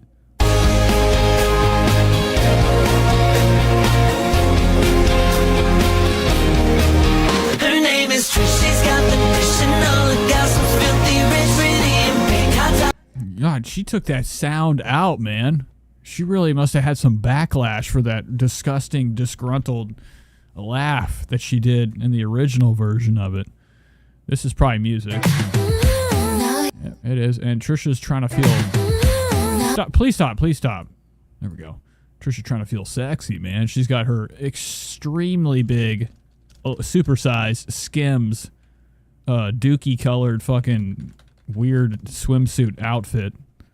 Only seen in L.A. What is this? Oh, the Deborah. The double Deborah. The double Little Debbie. Deborah double-lined romper. This thing's got to be bigger than hell. Oh, here we go. New style. Wow. I know. I would love to know what the margin she's getting for, these goddamn... Fashion Nova ads. Kind of money. Tomorrow is the day. The second part of Bridgerton season. Yeah, she is like, if Trisha's on any type of medicine, she probably is prescribed Lizzo. Okay, you guys, tomorrow is the day. Look at this shit right here. And she's looking, sometimes Trisha just be looking like some type of like golem creature that lives underground. Her eyes sunken in like some type of Kretch. These, it's very close. We've really gone over how many times, I can't express it enough. She is Chucky, Charles Lee Ray. But sometimes, like, her face is like from the side, she'd be looking like one of these, rarities out here. These fat crackheads. The second part of Bridgerton season 3 is coming out. And I'm so excited because I've seen so many people from the London premiere talking about the mirror scene. Her hair flipped over. Look at that right there. Ooh-ee-ah-ee. Ooh-ee-ah-ee. Being like the carriage scene is nothing. Wait until the mirror scene. I feel like we were done at 2, but who knows? Baby 3 might be coming. Wow, and her kid still looks like it has like fucking sores all over it. What's the red all over the kid's face? This mirror scene tomorrow. Okay, you guys. So Trisha's like hopping onto something she knows nothing about, guys. Tomorrow. Bridgerton. Whatever the fuck that is. Criminy. Oh my god. Oh my god, this is the video of all videos. Malibu meeting baby Elvis. I think this is in the vlog. Trish, girl, we love you. Please post a video of Malibu meeting Elvis. I've been dying to see it. You want to see baby? You want to see baby sister? Oh my god, dude.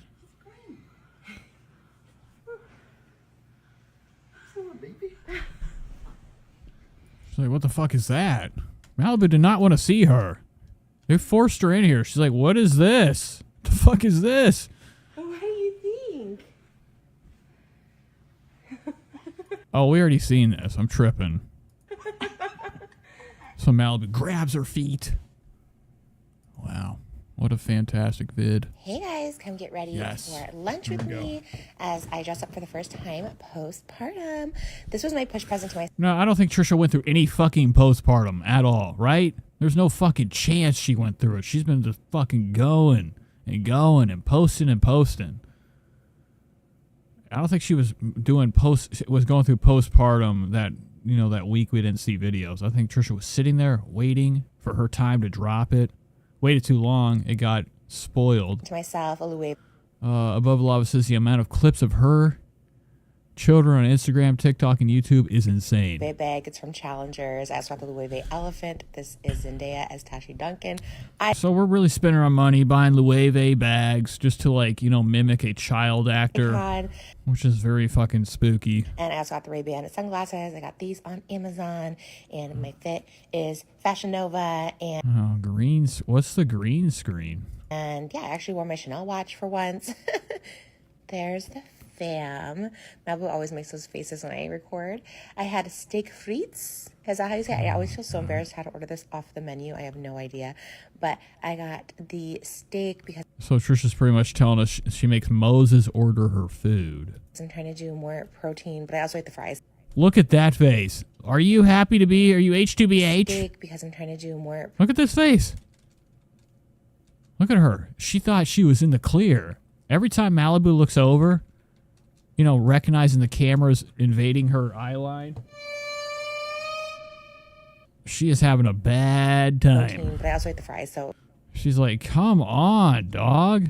1 minute. Don't film me. Just scratch what I just said. And Malibu always laughs when I'm filming myself. And then... Oh! She does that to be cute, I swear. No, she doesn't. That's like the angriest face I've ever seen, aside from Chucky. She's not actually bad. She just does that, her model face. Then we had this chocolate cake, so I don't know. Oh, cool. Wow. I love how healthy we are. I was watching what I ate, but I watch it, that I put it in my mouth. No, but I have been exercising. And that's true. Trisha does watch food go in her mouth. I don't know. Just whatever. It doesn't matter. Who cares? Eat what you want. And I just had a baby, so And the baby is over in the stroller. Trisha telling us, feeding Malibu pure fucking whatever this is, probably Kush cake. Yes. Eat what you want. And I just had a baby, so and the baby is over in the stroller, if anyone's wondering. She's teaching her whole audience. This is what she's training them to do. Eat whatever you want. Who cares? It's all right. But you'll die young. Yeah, that's our lunch at the. You get to have your cool feet chopped off. Hey guys, come get ready for lunch with me. All right, that's it. I don't want to do this anymore. All right, folks, that's the end of the show. Hope everybody enjoyed this live extravaganza. We might do something tomorrow. We might not. Maybe Saturday. Come back. Thanks for being here, guys. It's been another episode of The Nate Show. As always, have a good one. Let's play our outro song.